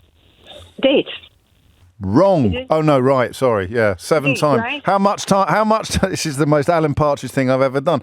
How much more sugar in 100 grams of dates than that? Well, or in 100 grams of dates than in 100 grams of figs? Have a guess. Well, you tell me. No, you tell me. You're the dentist. Well, I can't because I'm on the A3 and I'm getting a bit nervous. Okay, then. No, fair enough. Fair enough. You crack on. Shall I do a hook and tease on that? How much more sugar is there in the date than a fig? I just did it this morning. I've got this new thing. They're dried dates, and dates are always dried, aren't they? I don't. Anyway, don't at me. It's about 6.5 times more sugar in a dried date than there is in a dried fig. 6? Yeah, I know. Isn't that incredible? Jeff's in Munich. Jeff, it's all gone a bit weird. Thank goodness you're here. What would you like to say? Yeah, hi, James. Hello, Jeff. Yeah, you did ask about hair transplants, didn't you? Yeah. What of it? I had one in 2008. How did it go? Back then, when it was a very dodgy thing to do, because it could go very bad. As in new technology, not as in sort of, dodgy as in risky. Yeah, you could end up with cornrows, or you could end up, with everything going looking like wrong. Little plugs on. So what happened? How did you get on? Well, I spent a year doing research on online forums, on pages of people looking for a doctor that was recommended. Right. And finally, I found one in Canada. Good Lord. He was called the Hairline King. Okay. And he had the best reputation of anybody I looked at. And and were you happy? 9,000 euros. How much? I'm going to run out of time. How much did you spend? 9,000 euros. And how happy are you now? Well, it's an awful operation, but yes. It takes a year for it all to grow back, but it was absolutely a perfect result. And still 16 years later, it's still there, is it? Does it all fall out again? Are you still happy? Well, it's thins out, but, after 16 years, it's still fine. But I would advise your listeners, don't go to cheap people. No, never go to cheap people. No, I know. That's great advice. I'm glossing up. I'm hurrying up only because I'm glancing at the clock for once and noting what the time is. But so it thins out again. Actually, is Jeff still there? On a scale of 1 to 10, how painful is it? It is very painful. Your whole frontal area is numb 10? For a year, and it's red. What's the most? Is it the most painful thing you've ever done as a man? Because we're never going to give birth. Oh yeah, I mean, you look awful. You look like a pain, chicken. Physical pain during the. How is it the worst thing that's ever happened to you? No, the worst thing I had was a slip disc. Okay, right, so it's not as bad. There you go. I'll put that on the advert. Not as painful as a slip disc. I still think the jaw. Do you think the jaw? I think I grew a beard because I didn't like my jawline, but it's so long ago I can't remember. In the next hour, meaningless jobs. Ironically enough, given the state of this programme over the last 20 minutes. James O'Brien on LBC. It's 3 minutes after 12. You're listening to James O'Brien on LBC, where we turn our attention next to a completely different story. We touched on this once before. I've just remembered, and I embarrassed myself, or rather someone embarrassed me on social media. So there's a rather brilliant philosopher, he may no longer be with us, I'm not sure, called David Graeber, a sort of philosopher of 21st century socialism. And he has talked, I think he's written an entire book about pointless jobs or meaningless jobs. And he sort of means, in a political or philosophical sense, the kind of jobs that a society invents to keep people busy, to keep middle class. I may even be getting it wrong now because I hadn't read it at the time, and all I read was a column in the Times which had completely misunderstood. I won't tell you who wrote it because I misunderstood it as well. But I read a column in the Times that had completely misunderstood David Graeber's work. I used the column in the Times as a launch pad for a phone-in about pointless jobs. And I can't remember who it was, but it was someone on a newspaper. It must have been The Guardian or The Eye, because it was a full-on Corbynista who we put the clip up of me talking about it, and they came for me like it was like flipping beagles after a fox. It was extra. He doesn't know his David Graeber, and then all the other. So crikey. So I took it down. I thought, well, if I've got it wrong, I better take it down. There's no point leaving it up if I'm actually wrong. So today we're talking about a YouGov poll that I've got in front of me. I am not relying upon a second-hand, mistaken analysis of the work of David Graeber in the field of pointless jobs. I just want to get that out there front and centre. 1/3 of Britons say their job is not making a meaningful contribution to the world. Right, stop right now. If you're in work, this will be a little bit easier. If you're not currently in work, then think back to what your last job was, or jobs before that. How many people could really say that their job makes a meaningful contribution to the world? I'm going to ask the opposite question, by the way, because I don't know that we want a long list of people describing the meaningful contribution they make. I'll go first. I think I make the world a happier place by coming on the road. There's certainly less hate in the world as a consequence of me explaining to people how the organs of right-wing media and right-wing politics work to encourage us to blame the undeserving targets for the state of our own lives or the state of the country. And you know, I'm blessed recently to have been out touring the book, and people come and say lovely. Do you see, if we did a phone-in about that, it'd be awful. Mate, if I carried on for much longer, it would be awful. Some of the letters I get that thank me for... Do you see? I say I do a meaningful... Give me a ring and tell me how meaningful your job is. Yeah, hi. I've got a meaningful job. What's your meaningful job? Well, James, I've got a really meaningful job. I do hair transplants for... No, so we're not doing it from... I just think most of us possibly as a consequence of modesty, which is not something I know a lot about, but modesty may be partly a consequence of people saying that they do a meaningless job. 1/3 of Britons say their job is not making a meaningful contribution to the world. What sectors do you think are most likely to say that they don't make a meaningful contribution to the world? Actually, they both surprise me, but for completely different reasons. I'll give you a clue. I've worked in, well, it's not much of a clue unless you pay a little bit more attention to this programme than is probably healthy, but I've worked in one of these sectors, and it's not the media, which narrows it down quite a lot, actually, if you have been paying attention. So the two sectors that report the highest incidents of people saying their jobs don't make a meaningful contribution to the world? What do you think those two sectors are? Actually, let's do the WhatsApp. Let's see if you can guess. 0345 6060 973 is the number you need. Thank you to everybody who's let me know that David Graeber did indeed pass away a few years ago. I really can recommend his books, The Dawn of Everything, which he co-wrote with David Wengrow, being particularly impressive, as Adrian reminds us. So what sectors do you think are most likely? So in the first hour, we talked to people who worked in the NHS, right?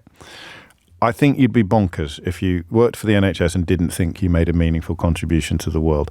I also think that unless you were a surgeon, unless you were like right at the top of the tree, where quite odd pathologies kick in, like Master of the Universe type psychology, I think you'd be very unlikely to ring me and tell me that you make a meaningful contribution to the world. So I've opened it up now, and I'm going to try, like I said, to try and do things a bit more speedier. So John says, is it hospitality and services? No. Michael Toohey says, is it shoe sellers? Is that, well, it is, yeah, damn it wrong. It's not hospitality. Abe says, is it Minister for Brexit Opportunities or Minister for Common Sense? Well played. We've got a winner already at this stage. Shop assistant.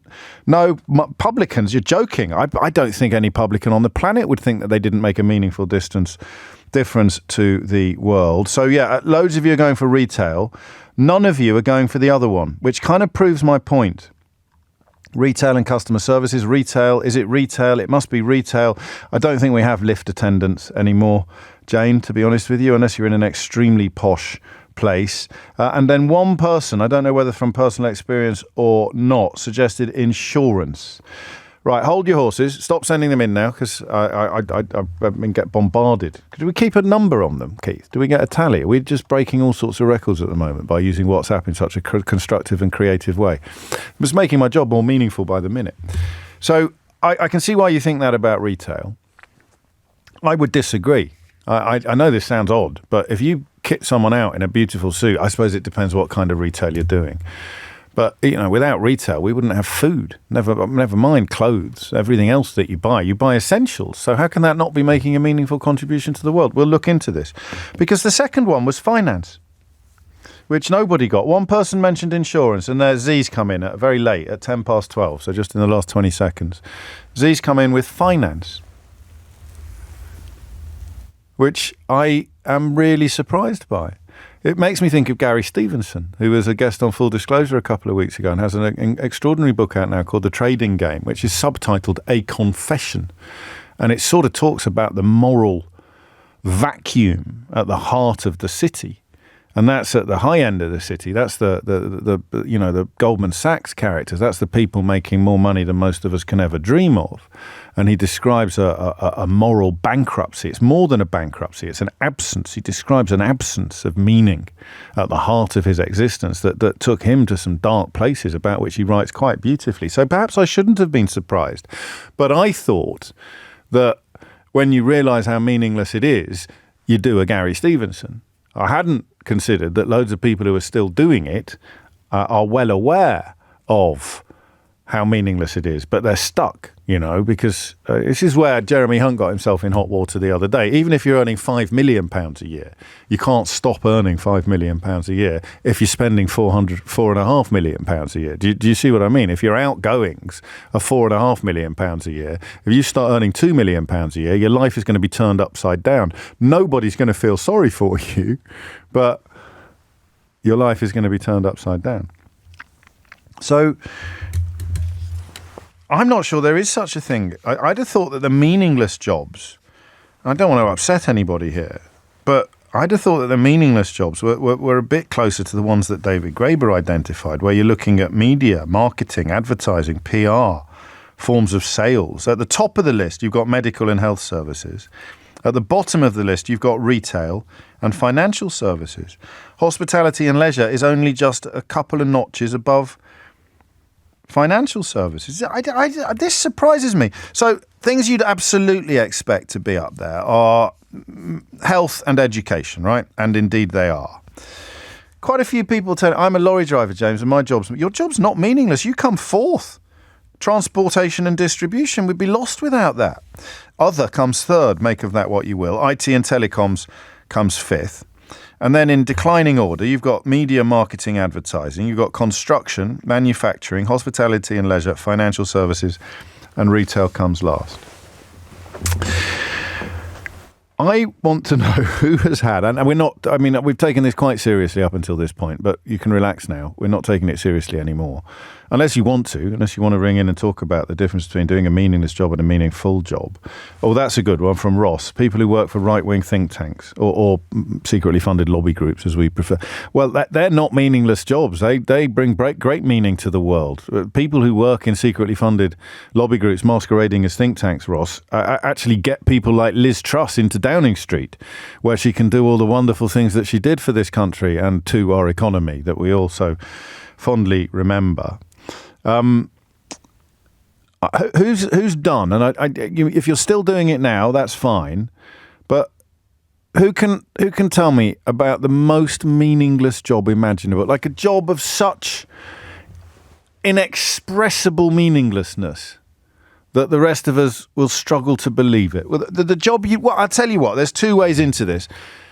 I want you either to shock us and amuse us with the meaninglessness of your job, like putting the sticks into ice lollies or something. Do you see what I mean? Something like a job that we wouldn't even have known existed unless you told us that you used to do it.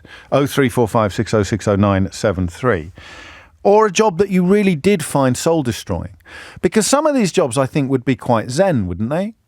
If you get, wax on, wax off, if you got into a routine, suddenly the whole day is gone. I loved working in retail. I loved working in retail. I don't know that I would love doing. I'm trying to think of a job that would be a really good example. Financial services. I'm surprised by the state of the chart. And what I'd like to do is examine it through the lens of personal experience. It's coming up to 12:15. So there are two questions here, effectively. The job that you did that we won't quite believe exists, right? Such as its, but not banality. Is it banality? Is that the word we're looking for? Such as its trivial meaning. I find the word in a minute that I'm looking for.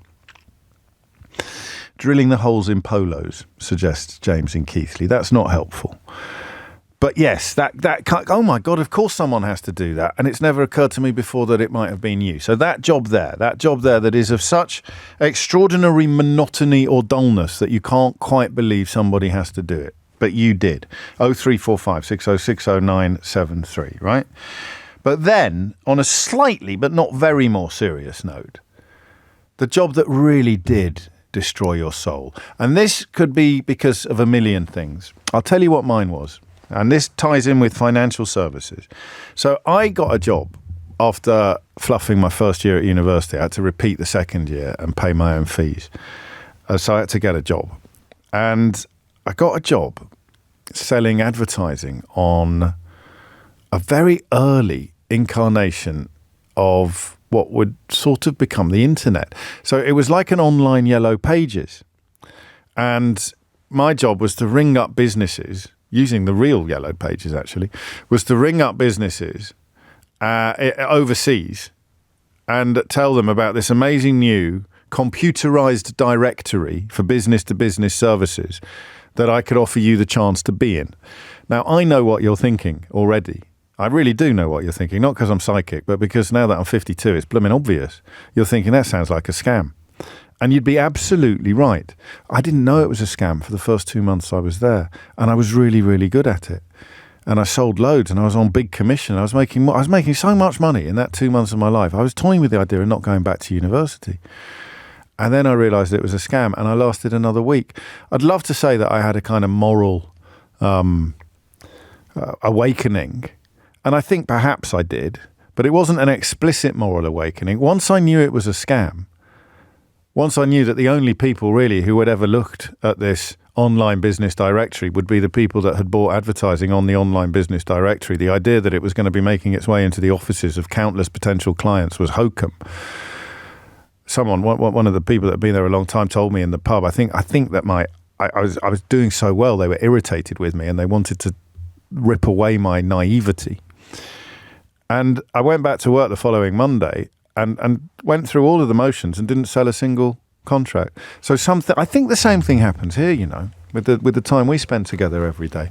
I think if my heart's not in a subject, or if, for example, we're really short of things to talk about, so I pick something I'm not fully across or not fully into, however hard I work, however good a job I do in trying to generate your interest in it, I think sometimes you can tell and you don't ring me. Even if you would ring me if I was on better form that day. If I just as like a form of authenticity, like a kind of, do you know what I mean? I mean, I'm not going to point at examples and say, do you remember when we did that phone in and you didn't ring me? Well, that was because I was really distracted by the fact that Keith had just fallen over in the toilet or something like that. I mean, that. Do you know what I mean? When you can tell that I'm not zoomf all there. Same thing happened to me in this telesales job. And as soon as it happened, as soon as that revelation about it being a scam kicked in, I couldn't do it anymore. I tried for a week because you got your basics, so I had to finish the week. Didn't make any commission at all that week. You're going back now to 1992. It was 50 quid a week basic. And some weeks I made $2,000 in commission. That's the kind of job it was. But it was utterly soul destroying. That final week when I knew that what I was selling was worthless, I found it utterly soul destroying. Some people, of course, were absolutely brilliant at it, even though they knew that what they were selling was worthless. And I suspect that they all ended up in Parliament. It's 12:19. James O'Brien on LBC. James O'Brien on LBC. 22 minutes after 12. David Graeber calls it, I can't say the phrase out loud, I think Ofcom would be a bit cross, but it's a BS job. Listen to this, because this is where the serious side of the conversation comes from. There is something very wrong with what we have made ourselves. We have become a civilization based on work, not even productive work, but work as an end and meaning in itself. We have come to believe that men and women who do not work harder than they wish at jobs they do not particularly enjoy are bad people, unworthy of love, care, or assistance from their communities. The main political reaction to our awareness that half the time we are engaged in utterly meaningless or even counterproductive activities is to rankle with resentment over the fact that there might be others out there who are not in the same trap. As a result, hatred, resentment and suspicion have become the glue that holds society together. I told you he was good. Hatred, resentment and suspicion have become the glue that holds society together. This is why it's the same people who will attack those with mental health problems or those who are currently unemployed or those who are poor by claiming they should be working harder. They're the same people that will attack immigrants or refugees because hatred, resentment and suspicion have become the glue that holds society together. On a less serious note, what's the most meaningless job you've ever done? And tell me a bit about the psychic toll that it can take. 24 after 12 is the time. Adrian's in Crawley. Adrian, what would you like to say? Hi, yeah, I sound like I've got this was made for me, this phone in. I had the meaningless job. I was working for a photocopier company, worldwide name that everyone would know. And, there's not a lot to choose from. I know. It was. Yeah, don't mention the war. Carry on. Yeah, they also sell cameras. Thank you. Long story short, my job was to help and improve a software platform that helps salespeople sell more photocopiers. The frustrating thing was the salespeople didn't like it. They didn't like using it. They didn't want to use it. They just wanted to sell photocopiers. The management didn't like it because it cost them lots of money, and they preferred to use spreadsheets. And so I spent all the hours doing things to try and make this thing better. Well, who hired you? It's one of those jobs you have to have, which is kind of like that. It has to exist because you have the tool. This has already gone Franz Kafka. No one wanted the role to be fulfilled, but it had to be filled. You have to have someone. You have to have a head of photocopy selling software. That's exactly it. Right. Why did you have to have someone in that? Why did you have to have someone in that? Because to improve it for the people who are using it and to promote it. And then when COVID came along, it was a circle I just couldn't join up. I just, and it still hurts now. Really? Even thinking about it. Yeah. Why? Were you well paid? very well paid, mid-50s. But you couldn't just do that thing. You couldn't just do that thing where you counted the cash and let it slide. You wanted to feel meaningful. Am I right? No, because yes. I couldn't watch TV and hear about nurses and people who were doing really essential jobs that were going every day. And the crazy thing was all the salespeople got furloughed and I didn't, because I was essential. And I was like, it was just pure insanity, and it drove. Yeah, but hang on a minute. If all the salespeople have been furloughed, how on earth do they still need the bloke writing the software to help the salespeople sell more photocopiers? Dude, you're there with me. This is like Douglas Adams. But I had a breakdown over it. Oh, I'm sorry. I had to have time. I just couldn't square. You're talking about a philosophical disconnect, aren't you? You couldn't make sense of your own existence, and that is a recipe for trouble. That was exactly, and that's exactly what the therapist sort of said to me as well. He said, "Look, he goes, it's not your fault. He goes, you've got the job. They offered the job. Yeah." And I was like, it's photocopiers. It's the most useless thing that nobody wants anymore. And he was like, you've just got to look after your family. He goes, just take the money. Did that work? It did. And I realised that my family was the most important thing. Yes. And I couldn't walk out the door. And I had to keep taking the money. And I kept taking the money for another year, which was the hardest year I think I've ever had in my life. Good grief. And I think it was because and what my manager said, who was brilliant. My manager was amazing. I was very fortunate. And he said, he goes, it's because you don't find the work meaningful. Yes. It doesn't matter what the work is. If you find meaning in it and you find that it's doing something, he goes, that's what you need. But if you're not getting that, and if you want the icing on the cake, James, now work in insurance. Do you find that writing? Yeah, but writing. Well, no, insurance is important. If your house burns down, you'd be bloody furious if you haven't got any insurance. So you write software for people selling insurance, do you? God. Or you sell insurance? Well, you don't have to tell me. No. But are you feeling better in yourself? Are you feeling better in yourself now? I'm much better now. Good. Yeah, because what I do is appreciated. People go, that's a great idea. What you're doing is good work. Yeah, and then what you do is it turns into something. Do you see what I mean? When it's on the screen, you go, that's what I've done. That now appears on the screen. Yeah, I don't know well, Matthew wants to know if the vacancy at the photocopier company is still open. Well, Matthew should go for it. And although saying that, when the recruiters were caught, when the recruiters were going, agent, we've got this job here. What about the cat? I nearly said the word, the company. What about that? What about that? Should we try and fill that one? I was like, no. Been there, done that. But that is the perfect call, actually. I mean, I've got loads of people waiting to talk, and I've kept you on for ages because you were covering so much ground and so utterly personally charming as well. And there is something about your character that's relevant to this story. Most people, I suspect, this is why I mentioned Franz Kafka or possibly Douglas Adams or even Beckett would have, like, the character that just does nothing. It's almost like a literary trope. The Graeber wrote about the man that guards an empty room. It is the most pointless job in the world. He guards an empty room. Or in the same article that I'll share with you now on Twitter, in the same article he talks about someone whose job it was to apologise for the fact that the carpenter hadn't turned up to fix something. Who am I thinking of? What am I thinking of now in my mind? I've got something about the job. It was your job was to... it's not come to me. So there's comedy and tragedy here. Comedy in the pointlessness of the job. Tragedy in the effect it could have on someone if they are as sensitive, as attuned, as open-minded as Adrian. It's 12:30. Amelia Cox is here now with your headlines. James O'Brien on LBC.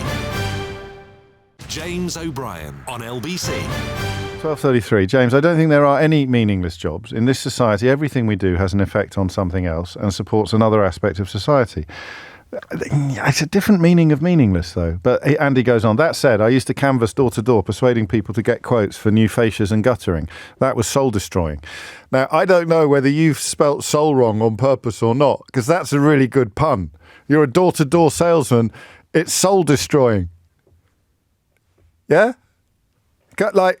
soles of your shoe soles of your you see, I'm a door-to-door salesman. Oh, it's soul-destroying work. Is that an actual joke, or did we just do that together? Did we just write a joke for the first time? It's highly unlikely that joke hasn't been made before, and it's probably unlikely that I will ever make it again. I'll be with John and Mark imminently, but I want to read a couple of things first. One took me by surprise, actually. It's from Remy. I love this topic, James. I have what most people would think is a great job. I brew beer for a living as head brewer. But I honestly can't stand having a job that doesn't do anything good for the world, just making expensive alcohol to get people drunk. I wish I could make money doing something that improved the world instead. Alcohol's a tricky one, isn't it? Because I think the world would be a sadder place without it, be a worse place without it. But obviously it's far from an unalloyed good, and it can bring terrible misery into people's lives as well. This is gorgeous from Debbie, who writes, I can't tell you how helpful the last two callers on your show have been. Tomorrow I leave a job I've wrestled with for 2 years, and the photocopier caller, don't call him that, for God's sake, Adrian. His name's don't call him the photocopier caller. He'll die. And Adrian has expressed perfectly how the last 2 years have been for me. I'm leaving I'm leaving with nothing to go to because I need to look after myself. I love this from Alex. I once spent a month guarding an empty field, James. The only valuable thing in the field was the porter cabin that had been put there for me to sit in while I was guarding the field. That's perfect. And I'm going to read this one out, even though it's a tiny bit self-aggrandizing, but I didn't send it in, so I think I'll allow myself this one. The most meaningless job I ever had, James. I was a box packer in a factory. For 8 hours a day, Monday to Friday, my job was to pack A4 binders into a box that had a capacity for 28 binders. I had to count and write on the box once taped up. That's it. Minimum wage, no performance bonus. One Monday, after the second hour, I felt my brain and soul evaporate. After several weeks, I asked for a radio. A few weeks after that, I couldn't listen to music anymore, and I discovered LBC. That radio station saved my brain, and I have listened to you since the mid-'80s as a consequence. Thank you for saving my sanity during a meaningless job that was a dark time for me. Actually, that's not self-aggrandizing at all. I was still at school in the mid-'80s, so that would be Brian Hayes or one of the greats of LBC past who was steering you, the one and only Clive Bull steering you through that difficult time. John's in Reading. John, what have you got? I'd vouch that for listening to LBC and you, James. It really got me through my job. Thank you. I've got one for you. All right, it's not what you expect. Cutting grass. So doing cutting grass, trimming grass for parks and schools. Just grass? You didn't get to work on anything else? No, so it's one of the most soul-destroying jobs in the world. Literally, like, you're never appreciated, and it's never commented on how the grass, because it's just grass. But if the grass grows long, you'll have a teacher in the mid-60s, 70s in your face, screaming in your face, calling you every name under the sun. You have to stand there. So you have to stand there for 10 minutes and getting listen to someone. Up. Yeah, but that's not the grass's fault. That's the teacher. Imagine that happening 2-3 times a week. No, but that could happen in any job. So this job would be much worse if I had someone standing outside the studio shouting at me. I did once, actually, and it was a considerably less enjoyable job. Shouting at me every 2 or 3 days. Do you see what I mean? Some people. Have you seen the film Perfect Days, John? No, I haven't. Is it any good? Yeah, it's about a Japanese toilet cleaner. Oh, that sounds interesting, though. It is one of the best films I've seen in a very long time. And I suspect that if the lead character in that film had been doing your job, he would have found a kind of Zen-like peace in the repetition. Yes, because cutting grass is quite wax on, wax off, isn't it? So, for example, in ground maintenance in the UK, the average wage is $21,000 a year. Well, I don't think there's much money in cleaning toilets in Tokyo either, John. No, but the thing is, because of this, there's a real massive health crisis, basically, for maintenance workers. The managers that I used to work with, one was an alcoholic, right, who used to come in smelling like alcohol. Oh, Lord. One of them was on suicide watch. Other one, why? Why was it? Partly because the pay was so low. Because the pay is so low, you work out all day. You're soaked out, like you're completely soaked every day. It's been raining. And you're required to work. You'll get to schools where you're having to. Bear in mind, it is schools. You have to work around children, and the risk of basically working with children, anyone can understand that, especially teachers. Then, for example, like I had, basically, where I was working, maybe doing 10 jobs a day, doing 3 or 4 schools, and utterly thankless. So you're talking about soul-destroying work then? Even though some people would think, I'd love to work outside, I'd love to work with nature. It's the people that ruin it. So then I'd skip my lunch breaks. I'd skip all my breaks to actually fit all the jobs in. I didn't have a lunch break for 5 months, where you come back to the office and you have a manager screaming in your face saying, why haven't you got all the jobs done in the day? And it's like, because the other lads are off sick from mental health, and then you're covering 2-man rounds for an entire week, and then it led me basically to have a mental breakdown. I can tell it took a heavy toll on you, mate. I really can. Yeah. That's extraordinary, because it's, as you said at the beginning, it's not a job you'd have put on the list, is it, necessarily, when you were trying to imagine what the most soul-destroying jobs might be? Yeah, and I'd say there's people listening, is that value your maintenance people who do cut the grass at your schools. Don't come up to them and be horrible to them. I understand that there is a lot of problems out there in the maintenance industry, and it is pay. No one wants to do it. The only people who actually get into maintenance is through the job centre, because they force you into doing either the summer contracts or just actually getting into it. I know lads who are really, really excited, really, really smiley. They get into the job, and within 3 weeks, they've turned to me and went, I'm going to quit. Good Lord. Because I said, I can't do this. What are you doing now? Ground maintenance. Oh, you're still... But I actually get paid really, really well. That didn't go where I thought we were going to have one of those little radio moments there. My boss is actually really amazing, the new one. I get paid above the market average. I can choose my hours roughly, as long as I get all the work done. But my health dramatically improved. Well, you sound happy. You sound happy. But what was strange? First time in years I've actually cracked a real smile, and people know when they mean that. I turned to my boss and went, "Do you know, it's the first time I've actually smiled, genuinely smiled in years." And he went, "That's fine, that's glad, but it's many more to come." And I was like, "Man, you don't." And I broke down in tears in front of my new boss. What a lovely thing to say. There's many more smiles to come. That's gorgeous. That's such a lovely thing, John. What a lovely story. You've taken me everywhere in the course of this. We've only been on for about 6 minutes. We've done the whole thing. We've been on a roller coaster, haven't we? No, so next time you see someone mowing the lawn, particularly at schools, because you're not going to be on site, are you? You're going to be covering several schools, so you hard to strike up relationships with other members of staff. Just be a bit nice, just be a bit bloody nicer. It's not that hard, is it? John, you've done a great service for all of us there. Proper pause for thought, actually. You really have. Can I ask you a question before you go? Crack on, go on. All right. And I'm not taking the mick, I promise you. You'll be able to tell that I'm not as soon as I ask you the question. So I've got a new lawnmower, right? Oh, no. Okay, what one? Go on then, go on. It's an Atco. So it's a decent one. It's rechargeable. It's battery powered, but it's got a bit of heft to it, and it's got battery powered. Pardon? You said battery powered. Yeah. I know where this conversation's going already. Go on. It's nothing to do with that. It's got a roller on the back. Yeah. Is there a trick to get your stripes like Wimbledon, to get your absolutely pristine stripes on your lawn when you're mowing it? Do I have to practice? But is that all?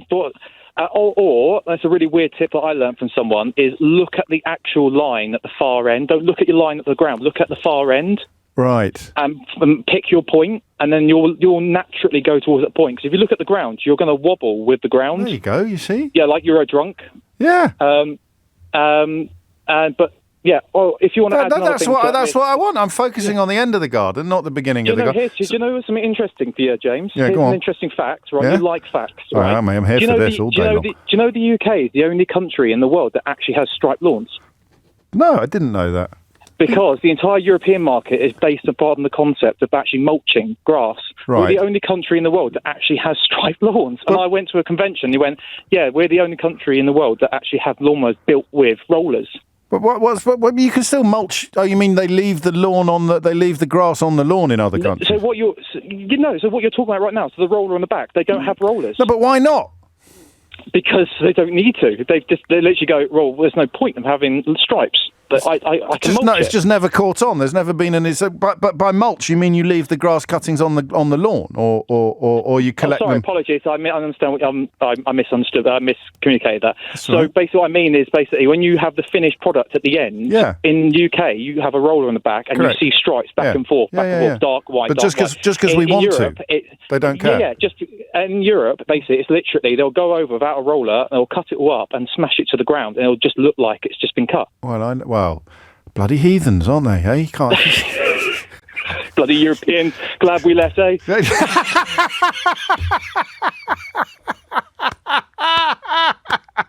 Oh, well played. James O'Brien on LBC. James O'Brien on LBC. It's 12:49. A lot of love for John, but I think this is the one he'd most appreciate from Victoria. I'm a head teacher, and I'm going to deliberately go outside and thank our grounds maintenance team after hearing your last caller. We don't shout at them, but equally we don't go out and tell them they're appreciated. And now I come to think of it, they do look quite grumpy. Now I know why. Thank you, John. And a lot of people had exactly the same reaction I had there, which I think can only be loosely described as uncontrolled laughter, which, funnily enough, I needed today. And that cuts both ways, because I'm getting lots of messages telling me how much you value LBC and even perhaps this programme in particular. But it cuts both ways. It really does. And that was a perfect example of it. Well played, mate. 12:49. Matt's in Hitchin. Matt, what made you pick up the phone? I had to pull over, and I hope I can help make the laughter continue. Audit. And more specifically, audit that involves a stock take, and more specifically, audit involving a stock take for small companies where the directors and shareholders are the same people. So my worst example of this is in my lovely suit at about the age of 21, being sent to a place that rents out portable toilets to festivals and things like that. Yeah. So the management and the people that looked after their stock had already counted them. So my job was to count them again to make sure that they could count. So I'm in a muddy field surrounded by around 200 I don't know that this toilets. is pointless, though, because you're checking for fraud as much as anything else, aren't you? No, not really. Of course you are. Someone could have nicked a toilet. Nah. So it'd be an inside job. That's why it's an inside job, wouldn't it? So if I'm doing the count, I can flog a couple of carsies to Dirty Gertie at number 30, and then if you didn't come along and check, I'd get to be the perfect crime. There are some good examples of that. There's an olive oil scandal, which I probably won't have time to go into, but having counted the toilets that somebody else had already counted, I have to present that as my report, which will eventually go to the shareholders. Did you go like this? Did you go, when you were counting, did you go number 1? Number 2? If only. How often do you lose count? I mean, are you doing it like in an analogue fashion? It happens.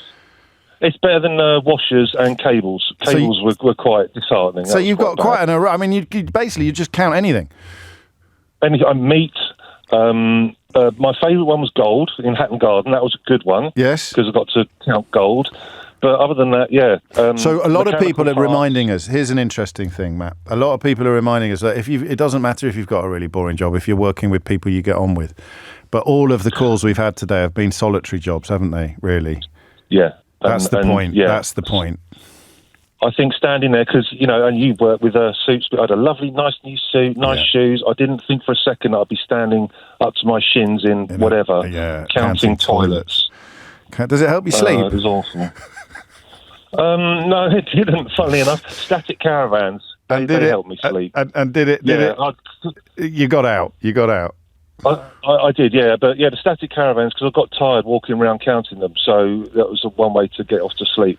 But I was saying to your researcher, I got so bored waiting for work sometimes when it dried up. In a cubicle with no computer, I started writing poetry. Oh, that's nice. As an audit junior. Okay. Yeah. Not quite what I was paid to do. But still. But I got to that point of going slightly nuts, to the point where I did actually walk off the job once. And what are you doing now? Meat slices. I'm a poet. I'm the poet laureate. Director. I'm the poet laureate, Joe. I wish. A finance director. So you're still counting, but it's a much more satisfying work. I now know what's important and what isn't. That's so I nicely advise put. my staff, don't waste your time on stuff that means nothing.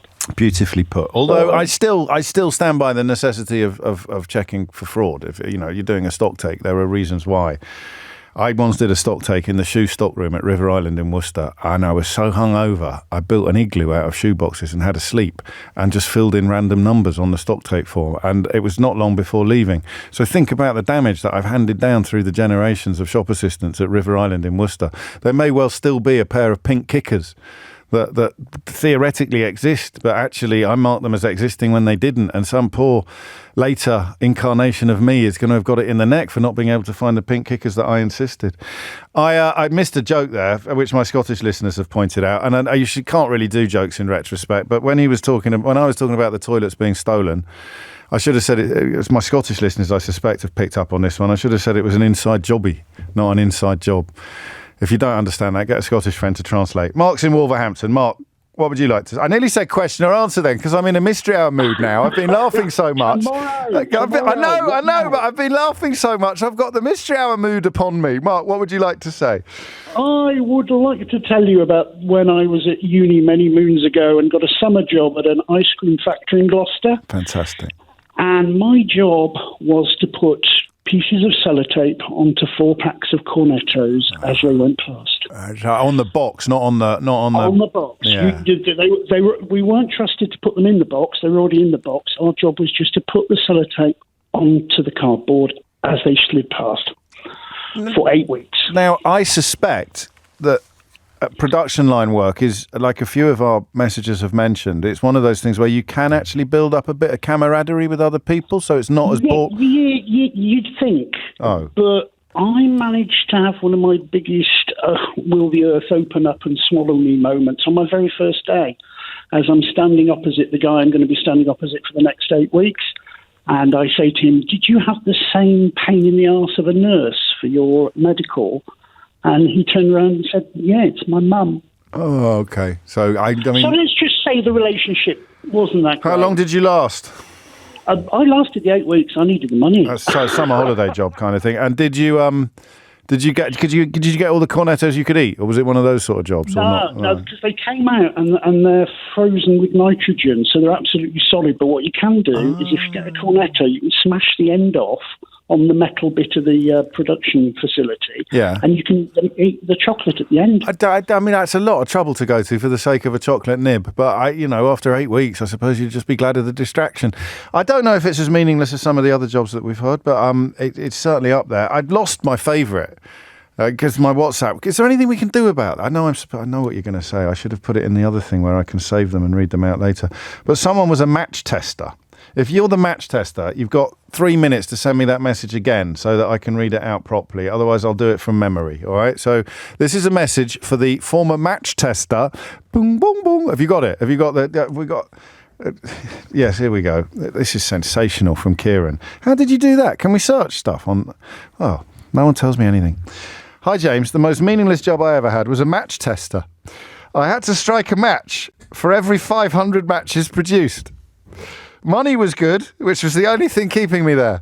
That's just sensational. So every 500 matches, you have to take a match off and just strike it to make sure that the production processes are all in place. Joseph's in Uxbridge, which is what will probably be the last word. What's it going to be, Joseph? Oh, yeah, it will be the last word, I hope. Great show, and you really have some wonderful callers. We've been blessed today, in every hour, actually, but I think John might have taken the crown. Go on. Oh, I enjoyed the doctors earlier on. Yes. Very similar student job in the summer, mid-80s, topping and turning sandwiches on a conveyor belt. Do you notice with the pre-packed sandwiches, you always get a crust? Yes. And the job was very simple. Turn the sandwich and wait for somebody. Just moved along the conveyor belt. Just literally flipping it. Literally flipping it. Turning it over, and that was the job. And very sadly, in some ways, I lasted 2 days. I was very lucky. But what was really sad was a lot of people there were agency workers, refrigerator conditions, freezing cold, 5:30 start on shifts, and so depressing for them. I was okay. I ended up teaching English, and it was. It's a very natural career progression, that I find. Very much so. Most English teachers I meet have done a stint as a sandwich flipper. I've got one other, if you don't mind. In the first school I worked in, we had a competition, charity competition for the students, where we had a list of jobs that their teachers had done in the summer. And my favourite always was that one of the science teachers had washed bodies in a morgue, and none of the students ever got the right person. And I was thinking the sandwich topper and turner, that was bad, but I'm not sure I don't want to be the corpse washer. Wow, good Lord. This always happens to me when we end up. It's John's fault. So John makes me laugh that much. It releases some chemicals. Thank you, Joseph. That's a perfect conclusion to a particularly pleasant programme. I start looking, so I should have had with Kieran. Someone else could have done this. Keith, what are you doing? You could have done this. You're normally whispering alleged jokes in my ear. So I'm going to do it again with the joke, just for Sheila. Dear James, the most meaningless job I ever had was a match tester. I had to strike a match for every 500 matches produced. The money was good, which was the only thing keeping me there. Love, Kieran. Well, you could have gone on strike. Oh, that's a dad joke if ever there was one. It's classic. Classic dad joke. If you missed any of today's show, you can listen back on Catch Up on Global Player, the official LBC app, where you can also pause and rewind live radio. Download now for free from your app store or head to globalplayer.com. Coming up at 4 on LBC, it's Tom Swarbrick. But now it's time for Sheila Fogarty. Thanks very much, James. James O'Brien on LBC.